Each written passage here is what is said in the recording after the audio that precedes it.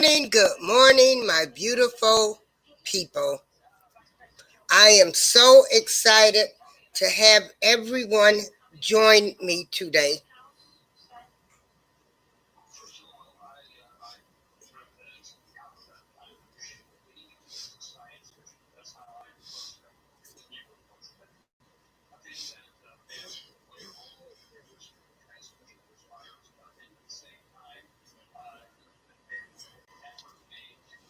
Good morning, my beautiful people.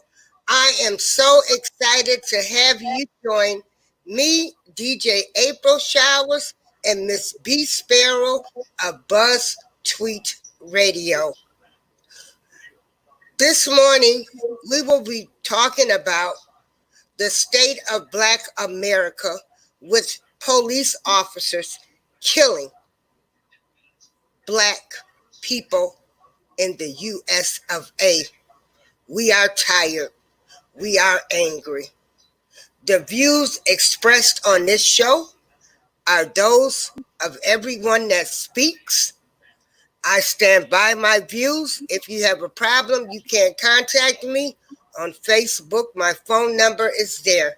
I would like to introduce Miss B Sparrow. Go ahead, Miss B Sparrow. Give everyone some Good morning, good morning. It's your girl B Sparrow, all the way from the DMV. Just checking in. And Sister April, I need to know where you are broadcasting from. Are you on Facebook or YouTube? I'm on YouTube, but I'm posting the link on Facebook now. So okay, yeah, because I need the YouTube link. Okay. All right. Even though I'm on your Dolly April YouTube page, but I still don't see the live stream. Oh, I'm on April Showers. April Showers. Oh, okay. Yeah, Send me April the link. Showers. Send me the link. So This is your congratulations. This is your debut. Yes, and I want to thank you. I am so honored to have you as a friend and a woman in my life. Thank you. No, thank you. I'm telling you, this has been a blessing, and I was so appreciative when you asked me to be on the panel. Absolutely. We have like minds. Absolutely. And I need to invite, I've got to send this to some other people. So if you want to get started and talk about your views, where I send this link. Okay. Well, we are talking about the riot that happened in Minneapolis overnight over the shooting death of a Black man. Well, not the shooting death, but the death of a Black man by the hands of a white cop in Minneapolis. The officer at the center of George Floyd's death had a history of complaints prior to this, meaning, yes, people were complaining. He is what do you call it? Abuser. He abused people that he arrests, and this article says that he has a plethora of complaints against him prior to this incident. The Minneapolis police officer seen kneeling on the neck of an unarmed Black man, heard saying, "I can't breathe," multiple times before he died, was a 19-year-old department veteran who was the subject of a dozen police conduct complaints that resulted in no disciplinary action at all. Did y'all hear me? The officer, who was praised for valor during his career, also once fired his weapon during an encounter with a suspect, records show. So these type of people that you find, that you hear about, these cops that you hear about that are in these kind of incidences where they abuse Black people, 9 times out of 10 they have a history of complaints, a long history of a plethora of complaints filed against them by citizens. Did y'all see the look on that man's face?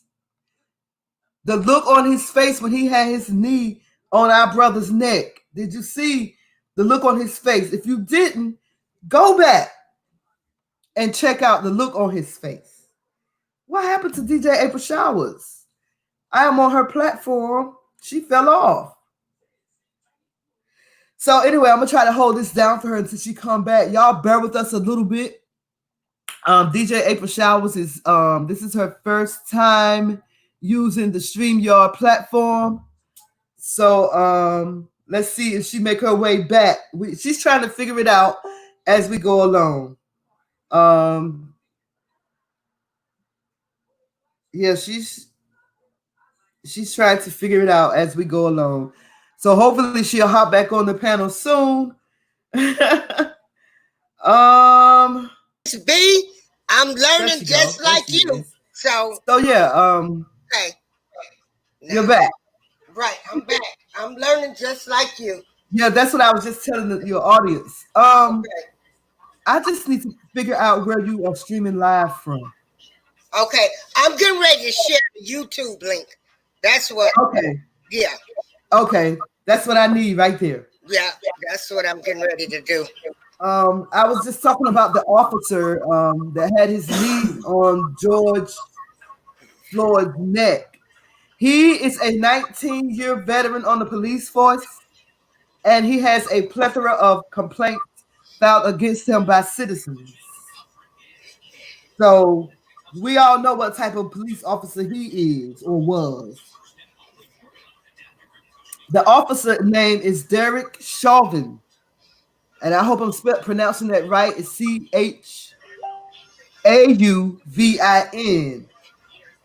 And three other fellow officers were fired from the Minneapolis Police Department one day after the incident involving George Floyd, whose cries of physical pain were recorded on a cell phone video and whose death led to a wave of violent protests Wednesday night in Minnesota, in Minnesota's largest city, Minneapolis.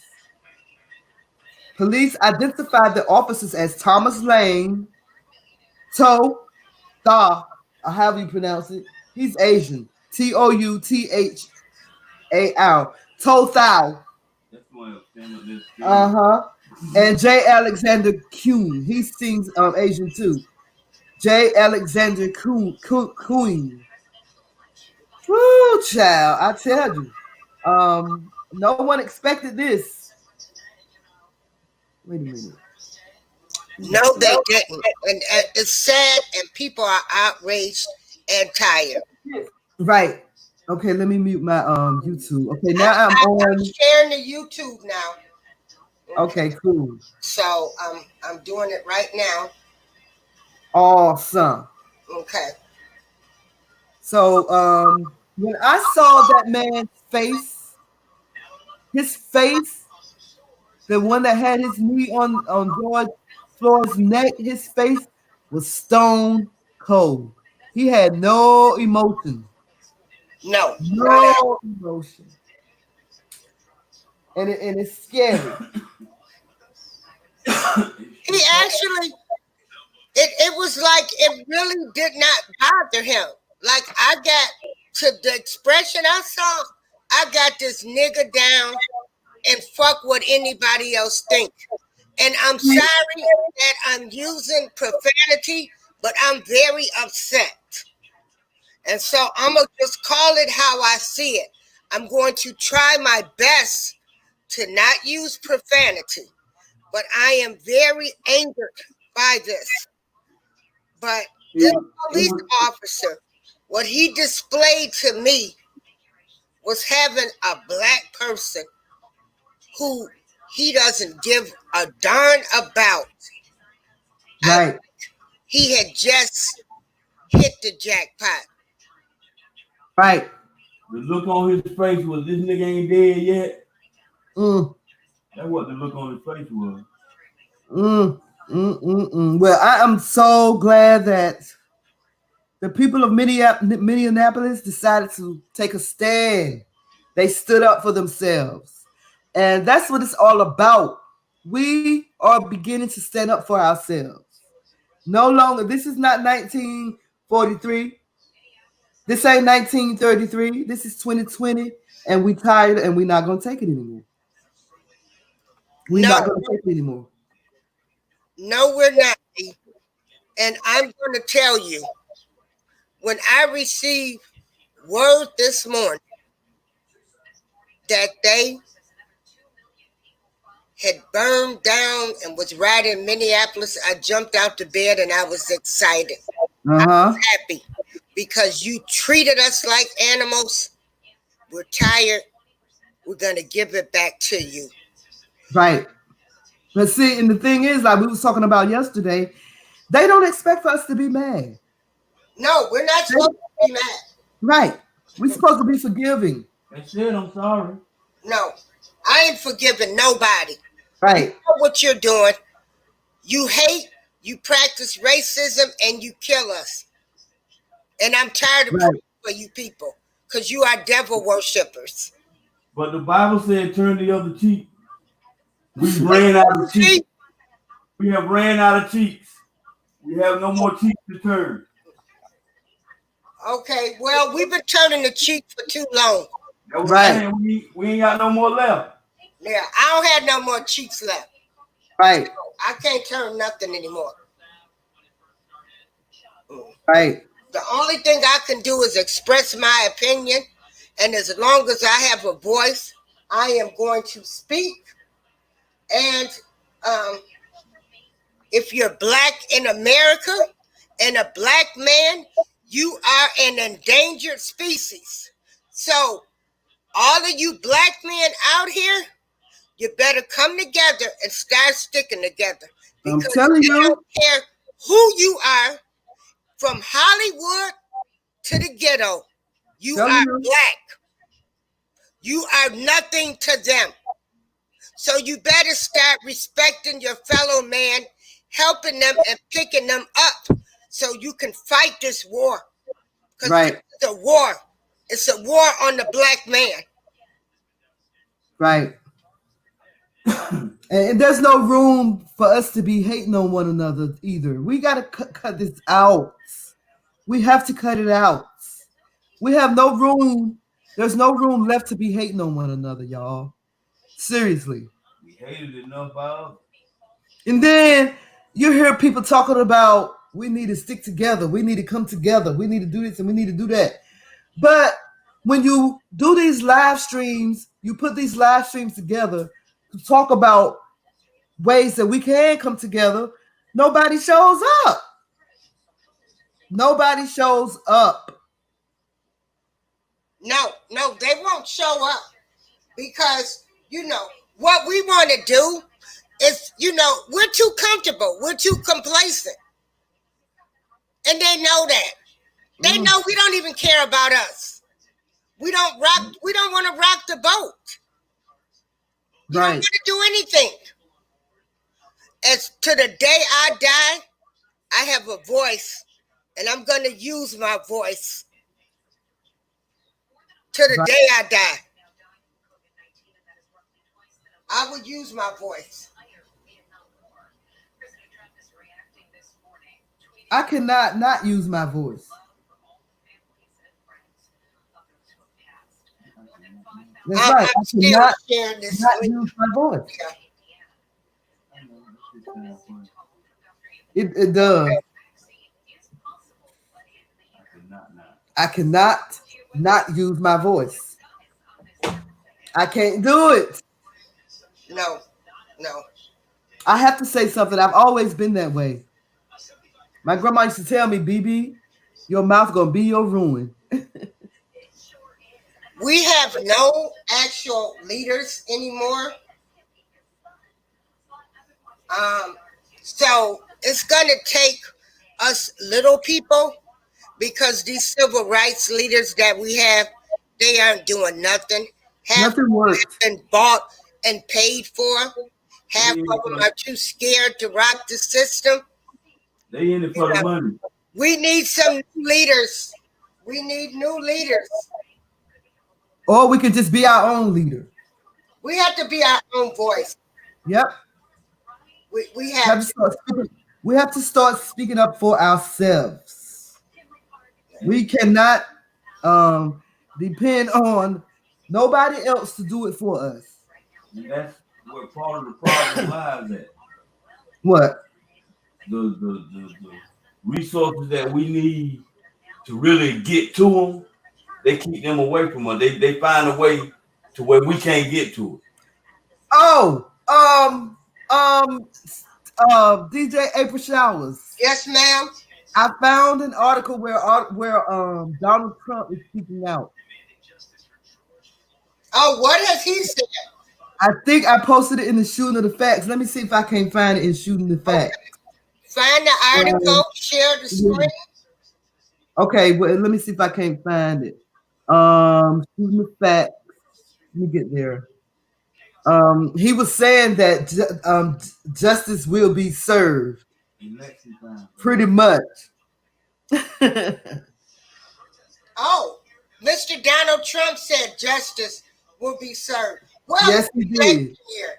Yes, he did. Let me find the article right quick. That's what Julius just said. It's an election year. Election year. So yeah, they're gonna do everything this year to Massa gonna give us something this year because it's election year. Yeah. Give us something. Mm-hmm. I know I posted this article. I know I found the article. To tag there. Let me see. Here it is. Justice will be served. You want me to go ahead and read it, or you want to share the screen? Yeah, you can read it. Let me go ahead and read it. It says, "Dang, I just lost it." Oh my. Okay, here it is. Justice will be served. President Trump calls for expedited investigation into George Floyd's death.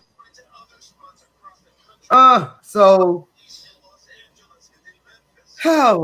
President Donald Trump has weighed in on the fatal arrest of George Floyd in Minneapolis. According to CBS producer Sarah Cook, Trump addressed the death of Floyd on Wednesday, calling it a very sad event.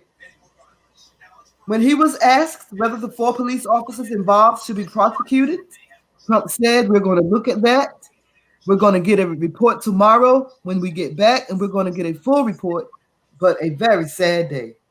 He got a full report, all right. when they rioted last night. The president later tweeted early Wednesday evening that he has asked for the investigation to be expedited. Floyd, 46, died Monday night after being pinned to the ground, as we know, while handcuffed with an officer's knee on his neck. Floyd's fatal arrest, which was caught on video, has prompted national attention and protest, some peaceful and some violent in Minneapolis. And as we know, there was a riot overnight in Minneapolis. When I turned on my news this morning, I saw buildings burning, y'all. It looked like something out of a movie. They were burning, right, like the LA riots. It was burning stuff down. And people don't understand why they burning stuff down in their own neighborhood. Well, they don't own those businesses. They don't own the businesses. That's probably another reason why they're frustrated. All the businesses is owned by the oppressor. I don't expect for a young person to understand. I don't expect for a white person to understand, but I fully understand.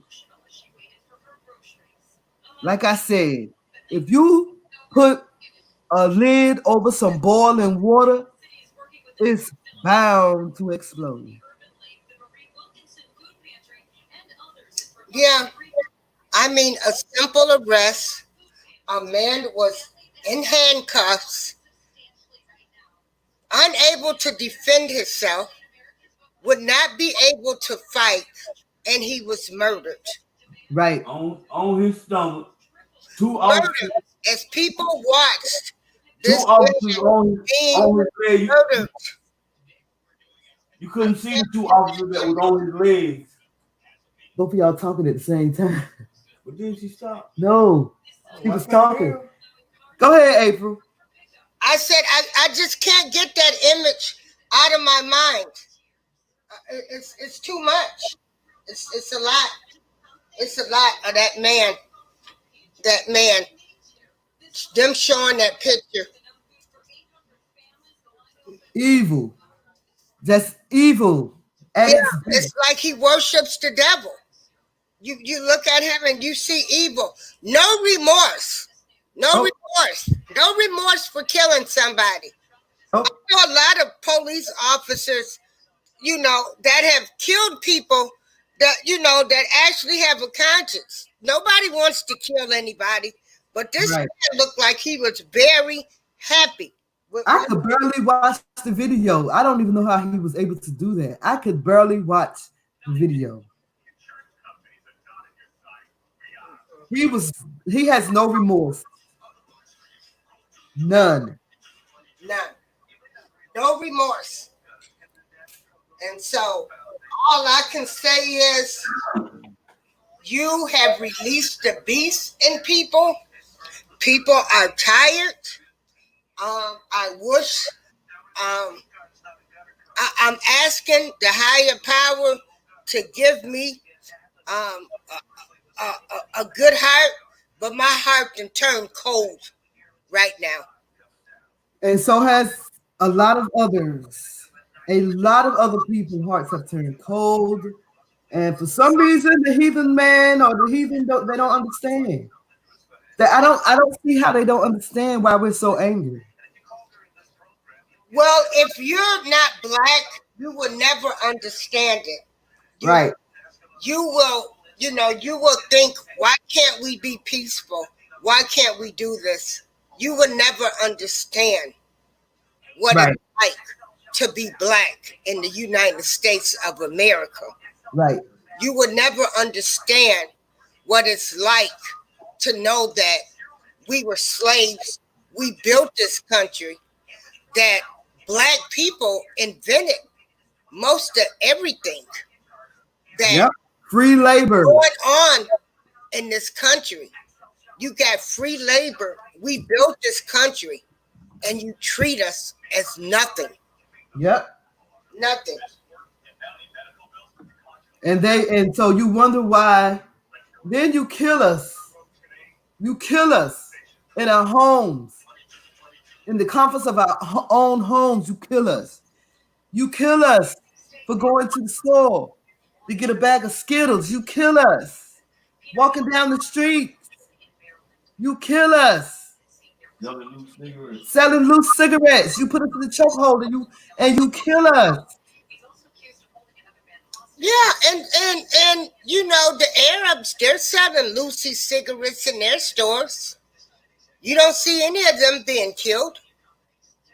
And speaking of that, that's another reason why you have Arab stores across this country in the hoods everywhere. But one single black man, you give him a hard time to get a business loan. He can't even open his own business. But an Arab man can come over here and open a business just like that. And you wonder why we mad. I just wish that there was some way that we can govern our own selves I wish it was too. and not have to depend on nobody else. We should not have to depend on nobody else for nothing. So what?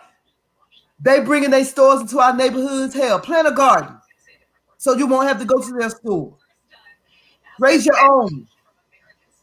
That's my wish. That's my wish. Yeah, That's my wish. yes. But we're our own worst enemies. We won't stick together. We will belittle everybody. Some of us think we're better, and some of us actually wish that we were white. Made a comment. We That's have your Mr. Pan, our listener from Greece. He said, here in Greece, this stupid police officer who killed this black man is number one in Greek news. All the way in Greece. How come I don't see that comment? Oh, it's on stream, y'all. Okay. All the way in Greece. All the way in Greece. This news made headlines in Greece. So they're showing this all around the world so people can see what they are doing, and they are killing us, but nobody wants to say anything. Nobody Well, wants to do anything. we are no longer sitting back and watching things happen. We probably can't be there physically, but I'm sure in the next few hours or so, there are going to be petitions circling the internet. Sign those petitions. I signed the petition for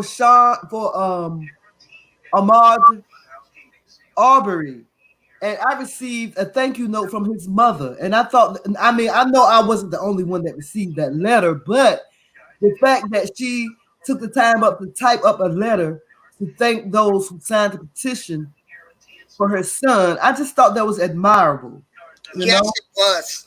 Yes, it was. And so, you can do something. People think that these petitions don't work, but they do. When the government see the people making noise, they got to do something. They got to do something, and we making noise. And whether you like it or not, that riot that happened in Minneapolis last night making some noise. Yes, it's making noise because people are very tired. They are very tired, you know, to be hunted down like dogs in the year of 2020, where, you know, racism exists Mm-hmm. like it never left. These people have gotten bolder. They have gotten really bolder, and it's very sad. And to think these people were hired to serve and protect the community because they receive tax dollars from people of all races, but Right. yet you want to kill the black man. It lets me know that the Ku Klux Klan is still strong and that they are part, they still exist, and They don't have to wear the hoodies anymore. They don't they have to do don't have to anything wear the anymore. hoodies. They don't have to do anything anymore because we killing each other. They changed the name from the overseer. You know, they used to call back in the slavery time the whites that stand around with the gun. They used to call them the overseers. They just changed their name to police. That's all. And so now, what people are going to do, this is exactly what they're going to put out. Well, people are tired of being in the house due to COVID. That's why they are rioting. No, this has nothing to do with COVID-19. This has to do with seeing black men killed by law enforcement officials or any other person in America and not being convicted. People are not able to defend themselves and they get away with murder.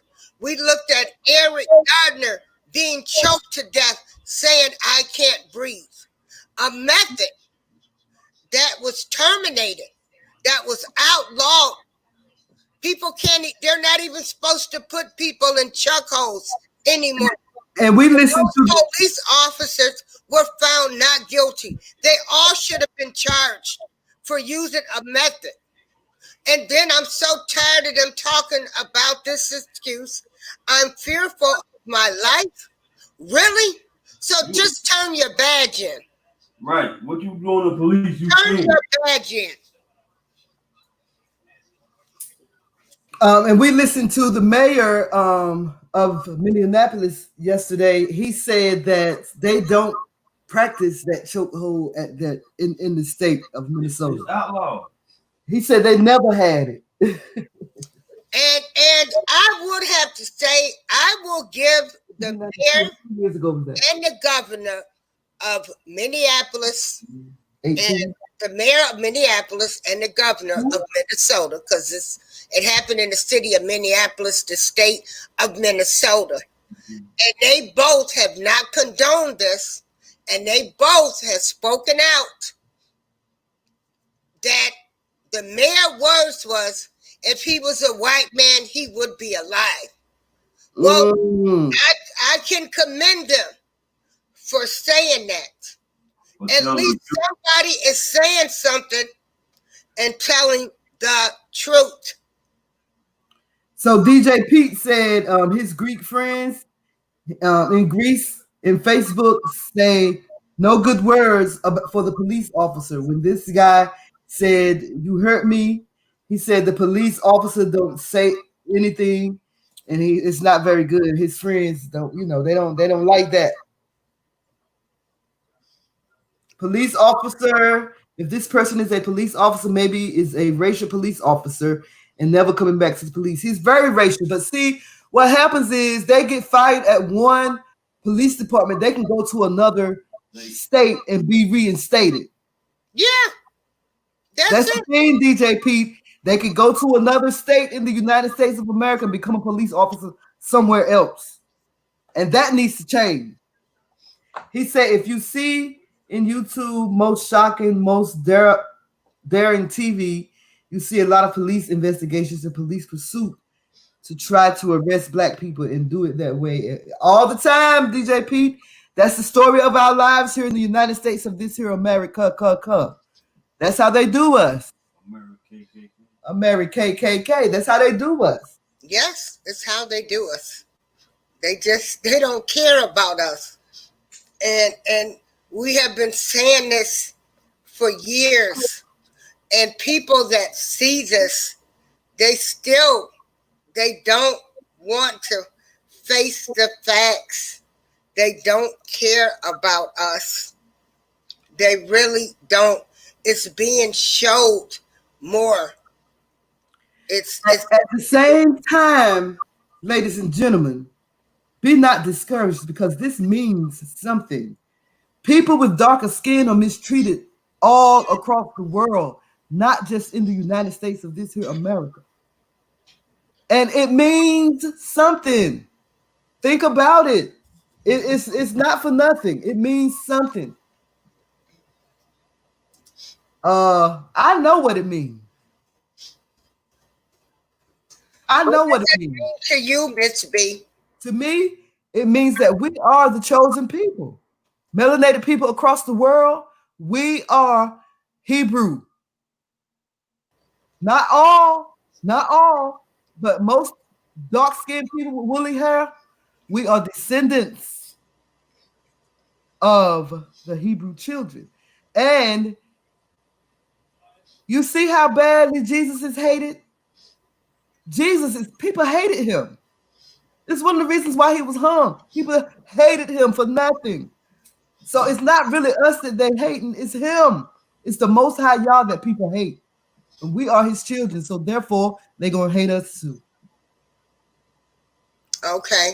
What I want to do, okay, now y'all got to be patient with me because I want to share an article on what Martin Luther King talked about as far as his thoughts on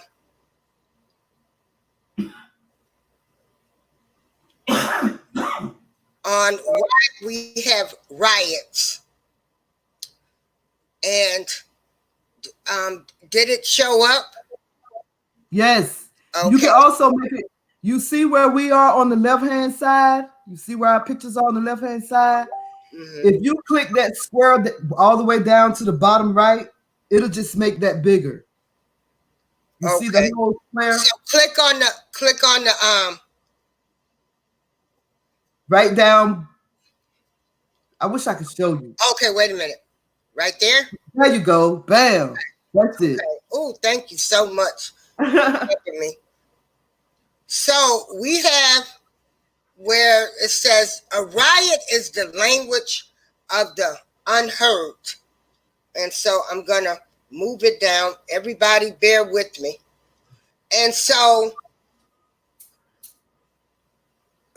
I'm going to go down to the third paragraph where it says, it wasn't the first time he addressed this topic. On March 14th, 1968, just weeks prior to being assassinated, while delivering his "A Riot is the Language of the Unheard," the other America dissertation at Michigan Groves Point North High School, he questioned, what is it that America has failed to hear?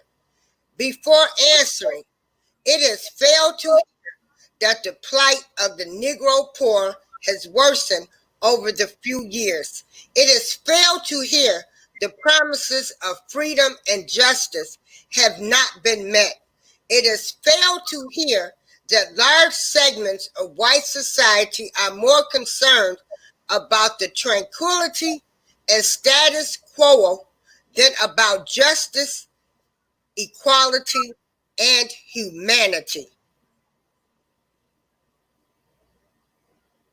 Mm, mm, mm. Now let me bring this down some more. Okay. And so I'm going to leave that up there and so everybody can read it. And he says riots are caused by our nation's winters of delay.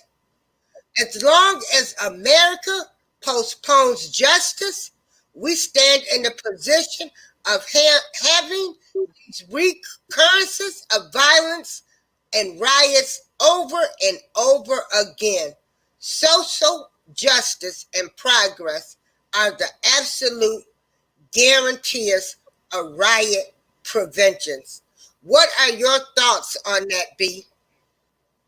Uh, there's a lot of truth to it, but I believe this riot that happened overnight was necessary. Some riots are necessary because if you not listen, the last riot we had was 18 years ago, the 1992 Los Angeles riots, and it was because of the same thing. It was Yeah, because they of the did riot. same thing. Yes. And they did a little rioting in Ferguson when Mike Brown was killed. Mm-hmm. Mm-hmm. Because of the same thing. When is it going to stop? When are they going to stop allowing these cops to just kill and nothing happened? Nothing happened. And 9 times out of 10, all these cops, you got Dean, what's his name? The one that killed Tatiana Jefferson in Dallas. His name was Dean something. Aaron Dean. Aaron Dean. He killed her in her own house. I'm sure if you look at his record, if you take a look, oh, they say he was a rookie, but I'm sure somewhere somebody accused him of harassment somewhere. This man that had his knee on George Floyd's neck have a plethora of complaints of abuse against him. The one that killed one of the ones that killed Breonna Taylor, a plethora of complaints against him of abuse. These people are abusive and no one is doing anything about it. What do you expect for us to do? But you know what? Can you hear Julius? Yes, I can hear him. Okay. The Martin quote, yeah, back then that might would have stood. But now, the way times is now, that's the only way they would listen is riding. You know, a lot of people say, you know, the movie stars, they're not doing nothing, you know, celebrities.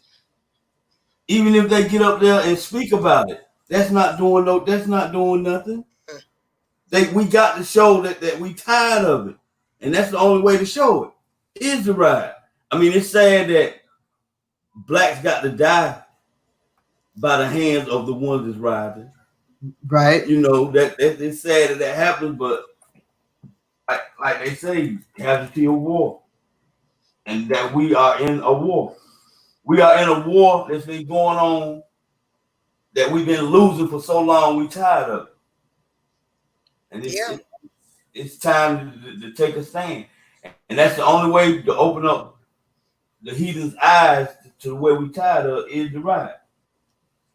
Cause we just get on, get up there on TV and talk and say, yeah, we got to do this, we got to do that, we got to do this, we got to do that, and then the next day you get a report of here go another cop killing an innocent black man. Right. It's see how many after that little riot, see how long it be before we get another report about a cop killing a black man. Right. Mm-hmm. Right now, that would have worked back in 68 on back. Riots in the United States go back to the 18th century. It's the only way to get. Oh wait, yeah, it's the 18th century.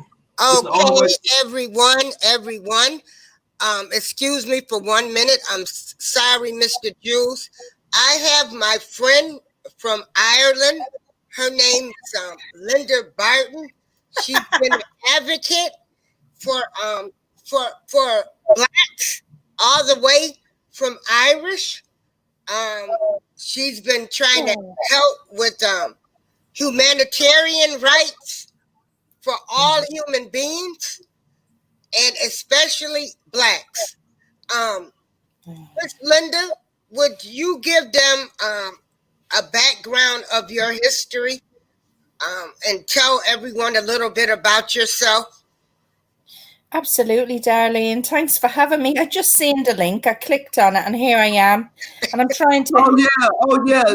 We should warn people that if you're going to click the link. Yeah. Also, you can press on where the video doesn't show. You can press on camera, and then you can just have your voice, or if you want your face to be shown.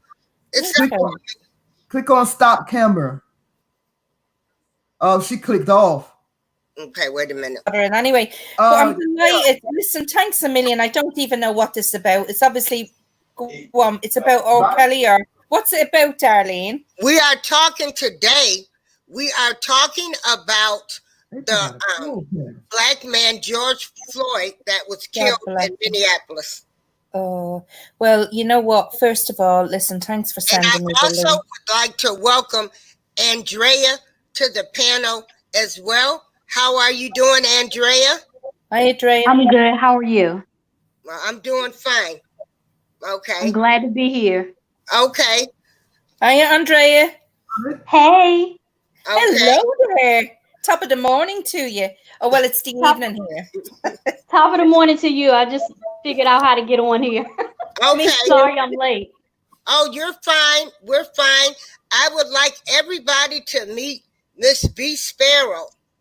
Miss B. Sparrow is the one, and I'm so glad you ladies have come in, because she is the one that brought me onto her panel, and she wants to have a women's discussion group.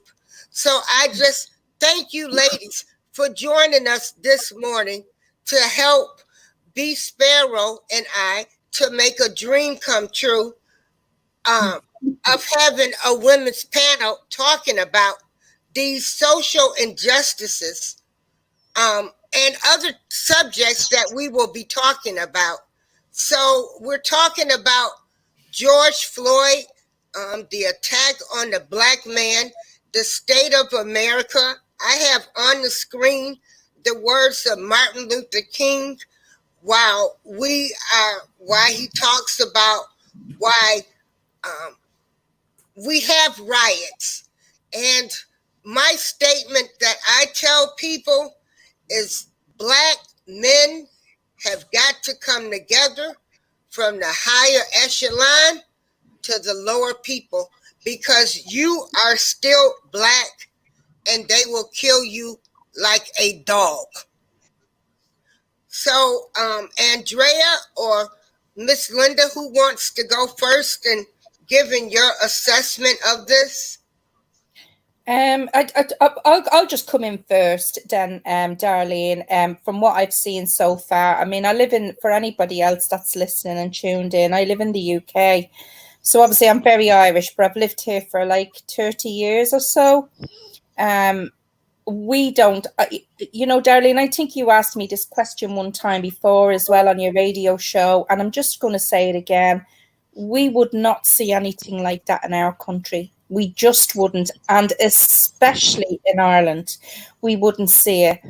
And, words can't express. And my heart really goes out to the family right now. I really genuinely mean that. I know what it's like. I know what it's like to lose a family member, and it being highlighted all over the news and, made public. Okay. And that is something what people don't realize about this situation is that family can never erase that. They don't have any control over the situation when it does come to social media or it being put out in the news, because it's always going to be there.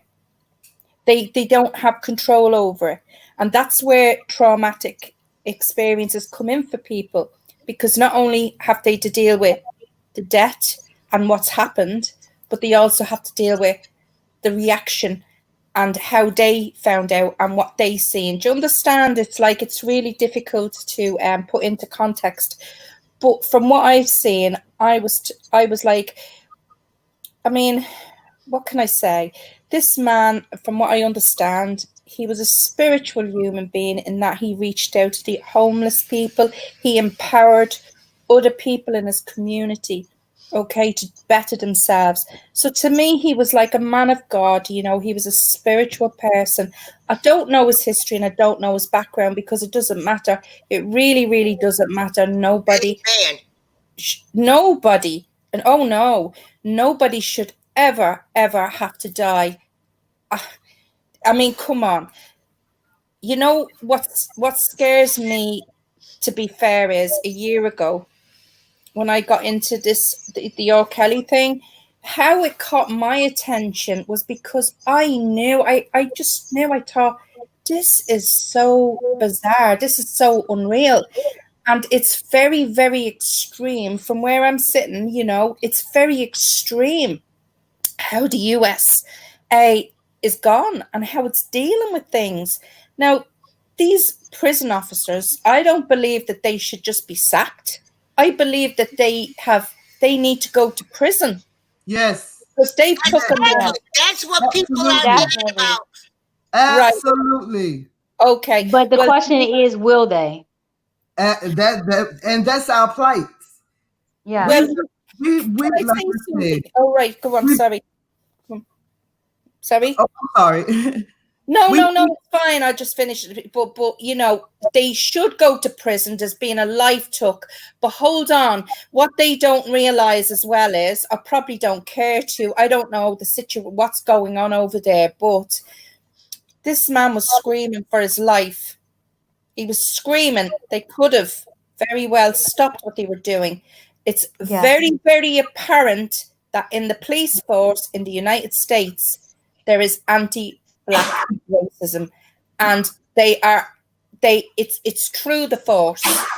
It's right through the force to do that to a human being in public for the whole world to see is absolutely horrendous. To actually think that they can get away with it when other people, this is, Darlene, I've spoken to you about this before.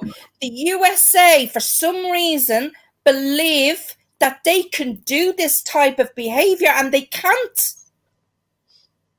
So I don't know. Yeah. I'm sorry. They can do it and they have done it. You're absolutely right.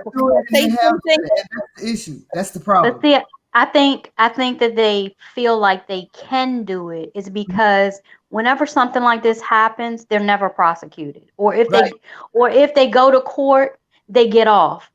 It's very few cases where things like this has happened where the actual police officers have served any time. Right. And you think about it, if it was a white guy that was on the ground and a Black guy did that to him, he would be under arrest and already locked up, not just fired. He would be in jail for murder. Either got arrested on sight. Yes. Exactly. And the man on the ground would have lived. Oh yeah. Exactly. And then the thing So about it is all the other police officers that was standing there, they looking didn't around. do one thing. Even when the people told them he's not moving, he's not breathing, Right. check his pulse, His nose. none of them even turned around to look at that guy or came around to see if what they were saying was true. Right. They just, you know what I'm saying? And then even after he stopped moving, he held his knee on his neck until the paramedics picked him up. In the main video, you can't see behind the car, but it's two officers behind the car holding his legs, Mm. and he's handcuffed. Yeah, I never saw the other two officers. That's true. Another video where it shows the two officers holding his legs, and the one that's standing up, and then the one on his knee. Cause they're saying there's four of them that got fired. Exactly. So it was two of them holding his legs while dude had his and you can see in his face, and you can see him applying pressure. Mm-hmm. You can actually see his body, in the video I was watching. You can see where his body went down, applying more pressure on him before he Yeah. stopped, pleading for help. But did y'all see the face of the cop? That's my husband, y'all. That's Julius. Did y'all see the face of Hey, the Julius. Hey, Julius, we love you. the face the face of the cop that had his knee on that man's neck? His face was emotionlessness. Is that a word? It didn't have no emotion in it. No, it was more like an arrogance. Yes. And Stone. I was wondering if the only reason why he kept his knee there is because everybody was telling him to remove it, and you know what I'm saying? Right, And I right, could- and I wonder if his arrogance took over, saying, "Oh, I'm not going to do nothing they tell me to do." right. And then Okay. he felt safe right there too. Huh? He felt safe right there too. Because Oh Safe. yeah. I know he felt that man. I know he felt when that man died. You got that much pressure on him. You could feel his breathing with your knee on his neck. I know he felt when he stopped. And see, he felt like he was safe there. That's why he didn't move. I could barely watch the video. Well, I watched it 2 times, but I was just I don't know. I just oh, it's just sad that you look just like you said about his face. You look at it and saw that he didn't show any emotion, and to Right, think you had somebody under your knee that right, was dying and you didn't even care. It just right, shows how hardened people's hearts have become. right. We was talking about that yesterday, Sister April. Yes. How people's heart Yeah, is about 2 Timothy 3:1-5 talks about that. yeah. People are so selfish nowadays. Yeah. It's so sad. Yes. But this is committing murder in front of the world. Yes. What's really hard to grasp, I guess, digest, is that it's not behind the scenes that it's done now. It's actually in front of full view, for everybody, the whole world to see. And for them officers to do that, honestly, it looks so bad on the USA, what's going on. But But it's the world almost like knows. they don't really care. That's the way I'm seeing it. I think that they don't really care how they view themselves in front of the rest of the world. And this makes me think then that what they do and how they treat people, okay, and especially the black community, people in the to do that. That wasn't a white man, that was a black man. I'm white with freckles, okay? And if I can feel very disturbed and upset and filled up and a sense of helplessness and thinking, Jesus, like, what is going on? And I'm telling you, and I honestly mean this, okay? for me, I can't say what it's like to live in the USA and to feel like, well, they've done it and they have got away with it. And that is true. Okay. I would have to start changing my way of thinking. And this is what I would do. I would sit there and I would think, no, you haven't got away with it, because I'm going to make sure you don't get away with it. And that's why people are rioting. See, it's kind of hard to explain if you're not a black person. I hate to say it. It's very hard for you to understand if you're not a black person. We go through this every day. There's not a day that doesn't go by where we don't wake up hearing about somebody did something to this black man or somebody did that. And then not only that, you got black people, we killing each other.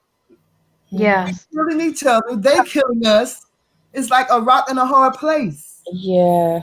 And a white person will never, ever, ever, I'm sorry, but it's true, understand. Never. Well, do you know what? Fair enough. I mean, I'm not a black person, but I am an Irish person. And, many years ago, there's a lot of black heritage, ancestry of Irish and black people, okay?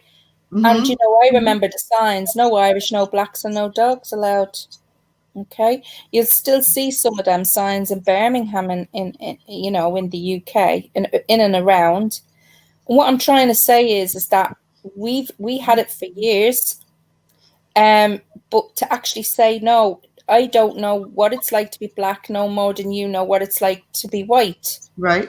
And you do have to live under a white supremacy law, basically, okay, of knocking down at doors and doing stuff and not being heard. And this is what's happening now, because it's become like, such a place where it's like, something bigger is going to take over this, because yes, I agree with you. Can I ask you a question? Yeah. Why do you suppose that this happens to us across the four corners of the earth? Why do I think it happens to you? To dark-skinned people across the earth, because it's not just happening in the United States. Apparently, you say it's happening where you are. No blacks, no dogs, or whatever.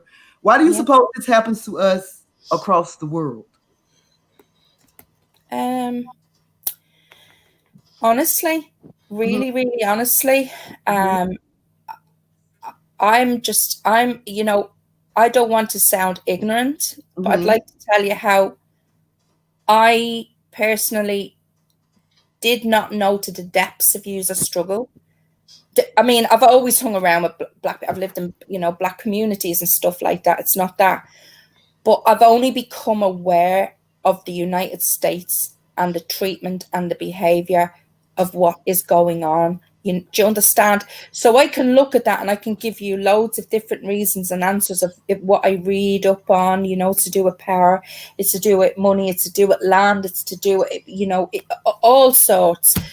But at the same time, well, there is a suppression. So there's a big reason here, there's a valid reason why you guys want change. Okay. But what I'm thinking from where I'm sitting is, if I've only copped really onto this about a year ago, okay, what exactly is going on with black people across the other side of the world, I can 100% guarantee it that there's many like me that still don't know. Well, okay? You do know our history, right? Yeah. You know why we are here in the United States of this here America. You do know why black people are here, right? Yes. Nothing has changed. That's right. Nothing has changed. They still treat us the same way as when they brought us here on slave ship. And how do you feel about that? As the Most High said was going to happen to us, that we will be dispersed to the four corners of the earth on slave ships because of our disobedience to Him, our Creator. That's where I was going with that. But and another thing is, to me, the people that are that way against black people, Mhm. they were raised that way. Their Of parents are course. that way. They Of were course. taught hatred. Nothing has changed since And the so day I'm they brought us here. yeah. Huh?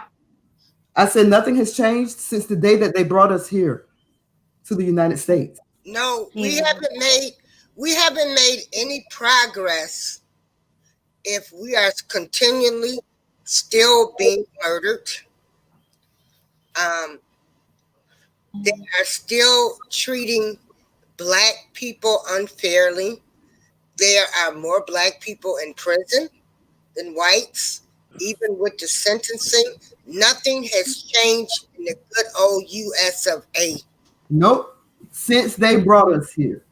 Mhm. They still think of us as animals, as animals. Yep. What I'd like to know is, I guess, why have they got away with it for so long? Because it's their country. This is their country. We have no rights as a black people in the United States of this here America. No Okay, rights. No. but As there equal is as a, they say they are, yeah, as equal as they say the rights are, some of these laws do not apply to us. that's right. That's Mhm. just how it is. And but see, we have to blame ourselves too, because they have taught us how to hate one another. And we hate one another. Me and my husband went to the store the other day. I live in a predominantly black neighborhood. I live in DC. I live in Maryland, which is outside of DC. We walked to the store in Who is DC. this? B? This is B. B, Yes. I live in Maryland. I live in Oxon Hill. I live in Fort Washington. Shut up. You're right around the corner. Yes. Oh, wow, Awesome. this is nice. That's I awesome. thought you were in Chicago. No, no, no. I'm in Oxon Hill. Oh my God, we gotta get together sometime. But go ahead. I'm sorry. Me and my husband walked to Eastover the other day. And I used to live in Eastover for a while when I was young.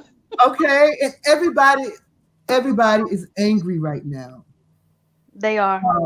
The I'm 50. Me and my husband, we're in our 50s. And the young lady, they were so disrespectful, talking to us so disrespectful. I could not believe it. I was like, and they was like, you. She was talking to my husband like, you old, you old. And I'm thinking to myself, well, you see, he's older. Why are you sitting up here arguing with him?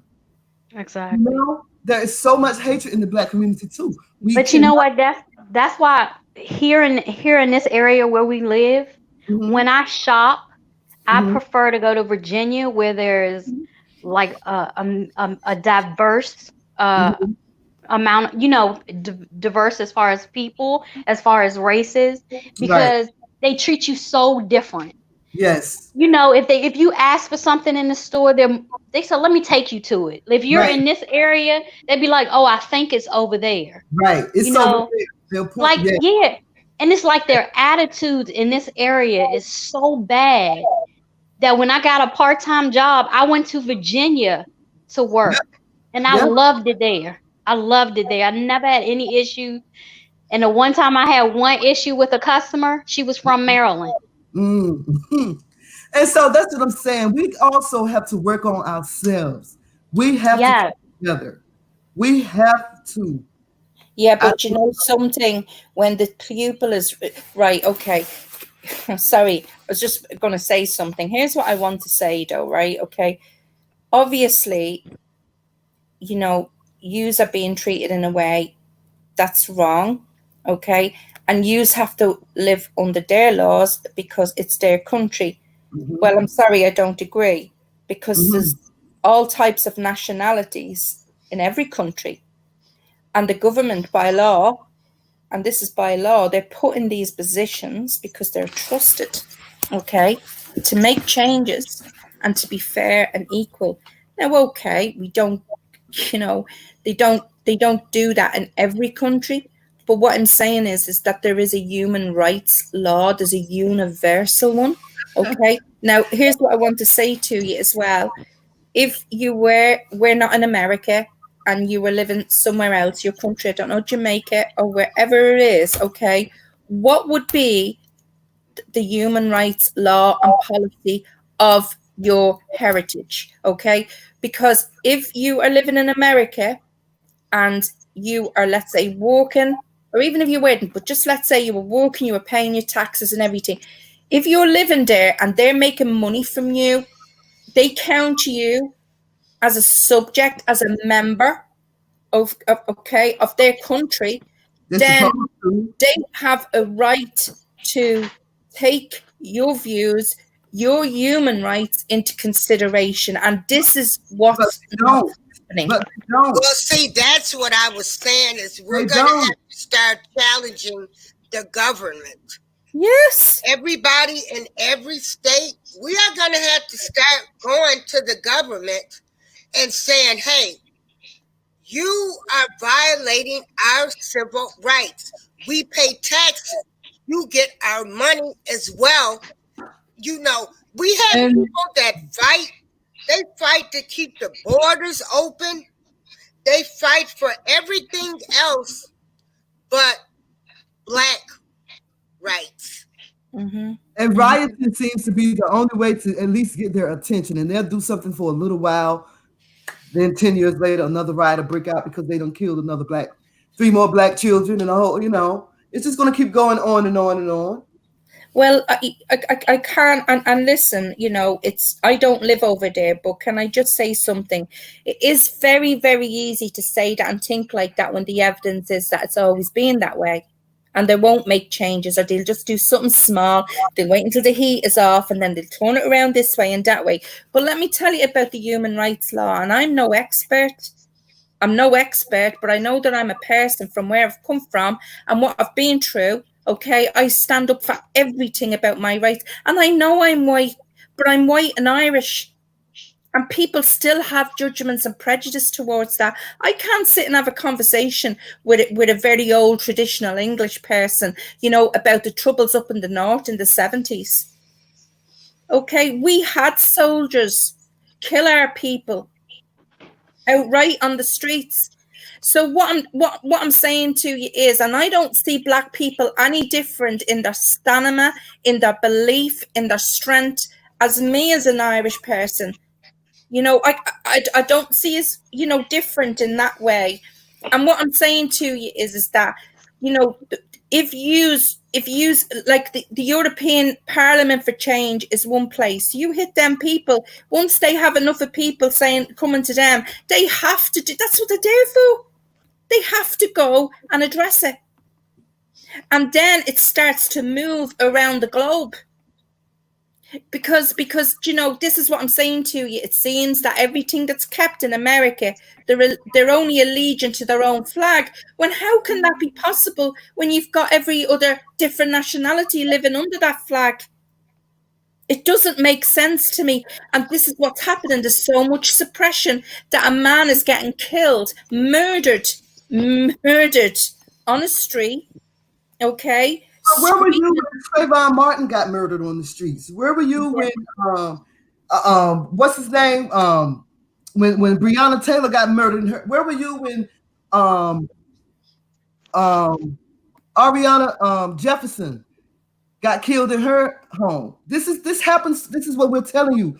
This is not a one-time thing. This happens to us almost every day. Yeah. But you know what? It's been happening for a long time. Like way back. It's just that now it's being filmed. Exactly. It's being filmed for the whole world to see, and they still not doing nothing about it because they don't care. Exactly. Right. Tatiana Jefferson was killed in her own home playing videos. She was killed by a cop. But that was something recent, right? This was a couple of years ago, yes, in Dallas, in Houston. Breonna Taylor is the one that happened in March in her own home, sleeping. She was a nurse, worked at 2 hospitals amidst this coronavirus, working at 2 different hospitals.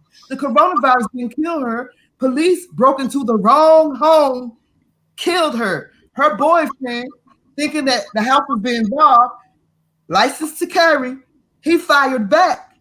And they arrested him for attempting to kill a cop. Thank God that he's out now. He just got out a couple of days ago. But this is what we're going through. These are the things that we go through. Ahmaud Arbery was just jogging through the neighborhood. And these good old boys decided that they was going to make a citizen's arrest, grab their rifles and their guns in a truck, and hunted that boy down and killed him like an animal and walked around free for almost 3 months.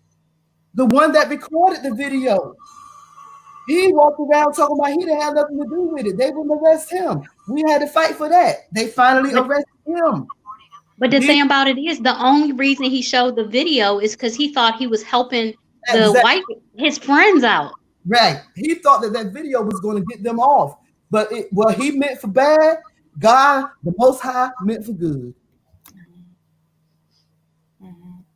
What he meant for bad, the Most High Yah turned around and made it good, because now he's locked up. Murder. Okay, I want to show this video that Pete has sent to me, where they're still at the scene protesting. And okay, I've got to. People are pissed off. Is that Pete from Greece? Off. Yeah, that's Pete from Greece. Yes. He's not coming. He's not coming on the panel. No, he didn't want to come on. Oh, okay. And if he wants to, I sent him the link. And even Pete said they are talking about this in Greece. Yeah, they're talking about it in Greece. Wow. Oh yeah, I mean, this is what I'm saying to you. It would be all over the world. People would see that. Okay, let me. Now I see what you mean, Miss B. Let me. Okay.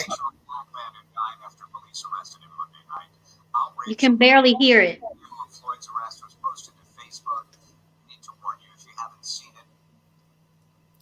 Oh wow! Wait a minute. I will tell you to attach it to your Bluetooth, but we ain't gonna do that right now. You see an officer kneeling on Floyd's neck, pinning him to the ground outside the Cup of Foods, which is a small little grocery store on Chicago East 38th Street. Floyd died a short time later. There is new surveillance video that shows what happened before police restrained Floyd on the ground. Police say initially they said that he resisted arrest. But this is the surveillance video from a nearby restaurant that shows what happened after a reported fraudulent transaction at a store.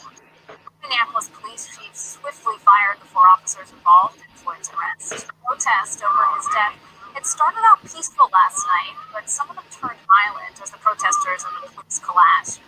Crowds first gathered at the scene of the incident that was right near 38th Street in Chicago. A few hours later, the protest turned into a march towards the 3rd precinct, where it is that believed that the officers worked. We're here to let them know this can't be tolerated. There will be severe consequences if they continue to kill us. This will not go on another day. Christian Cordero joins us live now from the scene of Floyd's death at 38th in Chicago. Christian, what's happening there right now? Well, Heather, throughout the morning, we've seen this crowd kind of grow steadily, slowly, if you will, and for the most part, quietly. Now, this is also where I spoke with CBS News correspondent Jeff Begay just a few hours ago about the delicate balance here, because you have the immediacy of social media that prompted, in part, the firing of these 4 officers who were involved. But then beyond that, you really have due process, right, as this story evolves. CBS News spoke exclusively with 3 of George Floyd's, it wasn't exclusive rather, but they spoke with 3 of George Floyd's family members, his brothers Rodney and Philonise Floyd, and cousin Tara Brown, who are in Houston, contrasted MPD and saying that they do not believe that he was resisting officers. Surveillance video from a nearby restaurant and obtained by CBS News appears to show officers calmly detaining him. The Facebook video doesn't start until Floyd is already on the ground. Now, body camera footage was on, and should fill in the rest. We need to see justice happen. In this case, this was clearly murder.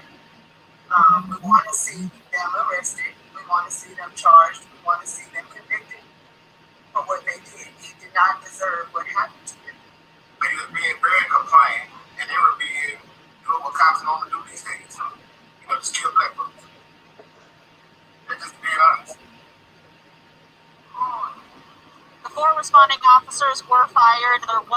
protest at one of those officers' homes 20 miles east of here in Oakdale. As for here at the scene, we expect this crowd will probably grow throughout the day as people have kind of come here to express their condolences and remember George Floyd, and also, of course, their anger as we've seen through much of the night and potentially into today. But we'll keep you updated on the latest, of course, Heather. Right. As you mentioned, Christian, the swift action by the city in just one day, but these investigations could take some time now. Yeah. All right. Thank you, Christian. We also talked with George Floyd's fiance, who says he was kind and loving. He stood up for people. He was there for people when they were down. He loved people that were thrown away. Courtney Ross says Floyd used to work at the Salvation Army and loved connecting with the people there. Ross says Floyd moved to Minnesota from Houston, Texas. She says he chose Minnesota as his new home for a reason. He always felt like everybody got a chance here. He would tell his fans, like, come up to Minnesota, man. You can do it here. Like, you can get a job and you can start fresh and this is the place to do it. Ross says Floyd was a spiritual man and would want everyone to react to his death with grace instead of hate. Body cameras were on and activated during the arrest, so we will see what those show. Several agencies are now investigating George Floyd's death.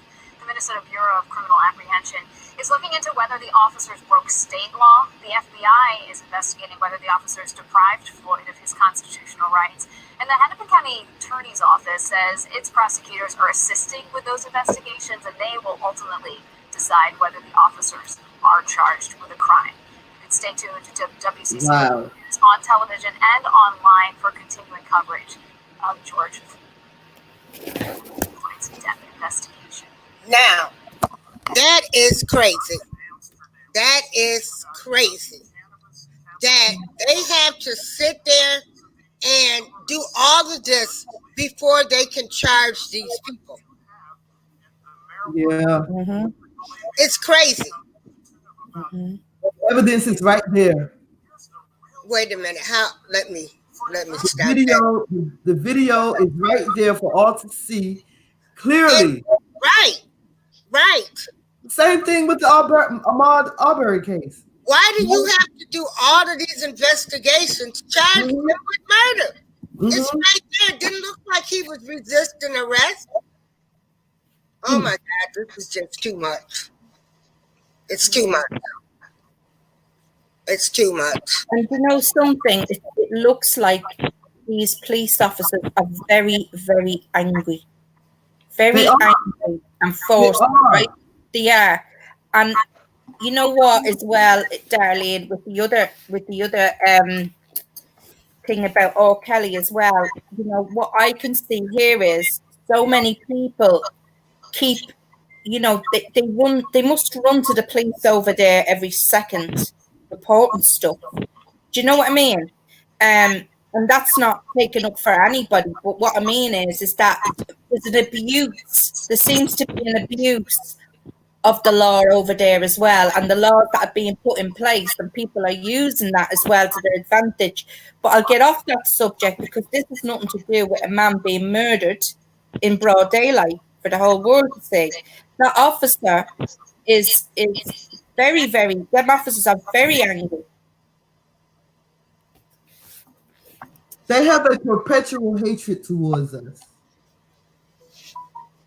Can I ask you something? What would you like to see change for you?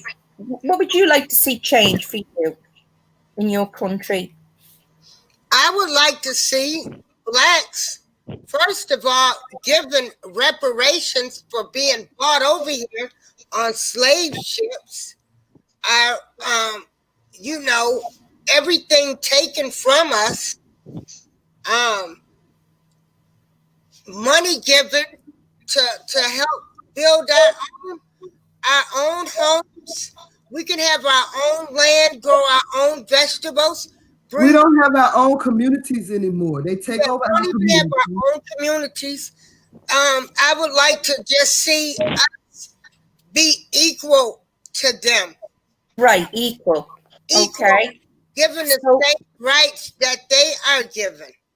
They have Arab stores and Asian stores in our communities, but there are no black-owned stores in our communities.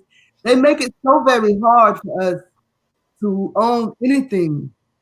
They make it so very hard. and why do you think that is? You tell me. Because of the color of our skin. Yeah, Right. it's just black people. We built this country. Everything I know. that was invented came from black people that didn't even have college degrees or educated backgrounds. We are people that invented everything, and we built this country, Free and of they charge. still treat us like we're animals. So if that hadn't have happened yesterday, okay, something as extreme as that, okay, can you give me an average? See, I don't live in America, and maybe this is why I'm feeling like, delay might be frustrated at me because I don't kind of understand. I'm not saying you're doing that. I'm just really, really trying to put myself in a position of me living in America now, being black, and what it's like. And I have to say, I don't know that. And this is why I'm asking these questions. In what To way? be treated equal, to Wait, not be wait, followed if wait. you go to a department store. They have labeled black people as we are the only criminals in the world. We don't have a good image. They have labeled us as bad. We are bad. They don't consider us equal. White people feel like they are the superior race. We are inferior to them. Right. But you know what? Can I But say, Darlene, okay? Seems to be only happen. I mean, in UK, of course, stuff goes on. Of course, it does. It's nothing. It's absolutely nothing like the USA. Same in Ireland. So it seems to be that the USA are the country that's doing this, and as you're saying, they're getting away with it. So I mean, something has got to change. But this change has been brewing for a very, very long time, obviously. And do you get what I mean? I mean, since the time of Malcolm X and stuff. Since before then. Yeah. But what I mean is, yeah. So these were people that died. If you don't get justice from something you believe in and something you stand up for and fight in, then it becomes unjustified, doesn't it? You start to And that's question your own values and your own beliefs of that's what that's the what story of our purpose and lives. what position you have in this world. And it's almost like you're not being acknowledged, and that's what you're saying. But it's gone on for a very, very long time. And I do get where you're saying, if they're not listening to us and they're killing our own men on the street, what changes can we make? Do you get what I mean? But that is because, or it might be just the way I think and see things, but that's because you're in that country. And the evidence is that no changes have been made for this. So this is why I'm asking you, if there was an ideal situation tomorrow and the government come along and said, okay, we're going to take this into consideration and we're going to take that more into consideration, okay, which I would say, let's be honest, it's going to be a very, very big job if you've got trusted members, professional people in the public eye doing that in broad daylight, murdering somebody. So can you see what I mean? No Well, matter which. what I'm saying is they don't care. That's why they murdered us. Nothing has been done, and that's why they continue to murder us. Yeah. But I'm sorry. Go ahead, Andrea. Go ahead. But another thing is, and this is really, really big, is that we as a people have to come together and Yes. love each other also. You know what I'm Yes. saying? Yes. If we loved each other and stood up for each other like we were supposed to, Exactly. we could handle it in a different way instead of going out there and doing riots and Exactly. causing more damage to property or damage to ourselves from being in a protest, and say for instance they start shooting or anything. Hmm. Like, to find a way to do it peacefully, like if we could all get together and, like, you know how they did the Million Man March, like if Hmm. we Right. could all get together as one and go to the Capitol or go wherever to make our voices heard, it would be different than just going out there just creating havoc. Exactly. You see, But it that's right. still seems that we did all that. We We did the I done know, and all I'm that. not saying it would change overnight. It's gonna take time because Yeah. it's this has been going on for so long. But it's yes. Yeah. gonna take us to unite together to get it accomplished. And it could be 100 years from now. But Yes. if I'm we just can saying. do it and be Yeah. consistent with it, consistency is the thing too. And you You know know what I'm something, saying? you are absolutely right. And me and April was talking about this a moment ago. Everybody's saying, do something. We need to come together. We need to do something. But no one is here. No one is Yeah. here. No, Well, everybody that we But that's spoke to last night and between this show, oh, we need to come together. We need to do something. We need to talk about it. We need to get down. We need to do this as black people. Sound like a song. Where are you? yeah. Yeah, well, it's you know what I'm saying. People can talk, but it's Right, it's the action behind it. You know what I'm right, saying? right, And that's the thing. Like we all gotta come together, even if it's white people with us, even if it's Hispanic with us. If we get all together in that mass, how can they turn us down? And we do it in a good way, in a peaceful way, just like Martin Luther King. Whenever he did anything, he did it in peace.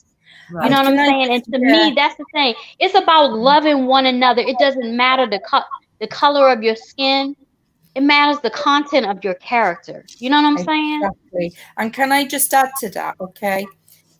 If, let's say, you were Irish, you come from Ireland, okay, but you have a passport, an Irish passport, right, and you're living in the UK, and you're black people, and sorry, not in the UK, the US, okay, your rights, your human rights, would have to be abided by the Irish law. Does that make sense? Within the USA, Right, but we have no, we have nobody to defend us. They We right? have they have representatives and Mm-hmm. delegates from all other countries, Mm-hmm. ambassadors representing other countries in the United States, but Right. no representation for Black America. Right. So am I hearing you properly when you say, darling? Because what I've always been brought up to believe, and I do believe, is that the people are always ahead of the establishment, okay? And that's to do with the construction of change, because there's always going to be change, okay? And the government need the people to vote as much as we need the government to do things right. And what I'm trying to say with this is, and you know how these people get into these positions of European Parliament for change, and I'll tell you how, okay? They get voted in, and how they get voted in is they start by foot, okay? They speak to people on the streets, they hand out leaflets, whatever it is, and they set up YouTube channels, whatever, and they get recognised like that. Word of mouth. Now, obviously, Ireland's a much smaller country, so if like for instance, our MEP, Claire Daly, she was actually sent to prison for something one time. Okay, so now she's very passionate about prison, but she got her place there for standing up and looking these people in the face in the parliament and really, really letting them know what was for. Okay, so that's just one example, and I'm not kind of completely praising her, But what I'm saying, Darlene, is you, a person who has that setup, this kind of setup, any one of us can do that. But if it's done together, it carries a louder message and there's a much more higher volume, that other people aren't going off crack. What's this for? Well, it's about human rights for Black people. Okay, so can you see what I'm saying to you? But in the meantime, you do hit these, because these people, like if I was in a position like that and somebody was coming to me saying to me, it doesn't mean to say that the president of whoever is going to listen.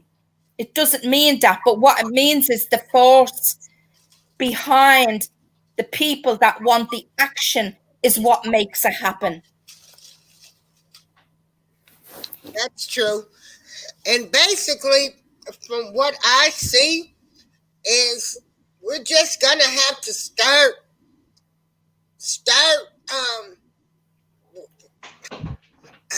I guess I'm trying to figure out exactly what I'm gonna try to do, and if I had to challenge the United States government on what they have done to me, looking at Black men get killed on TV, seeing them choked, and I have a person that's looking into that for me, because I'm getting ready to start doing something. So people can join me or they can't. But well, I'd like to join you, Darlene.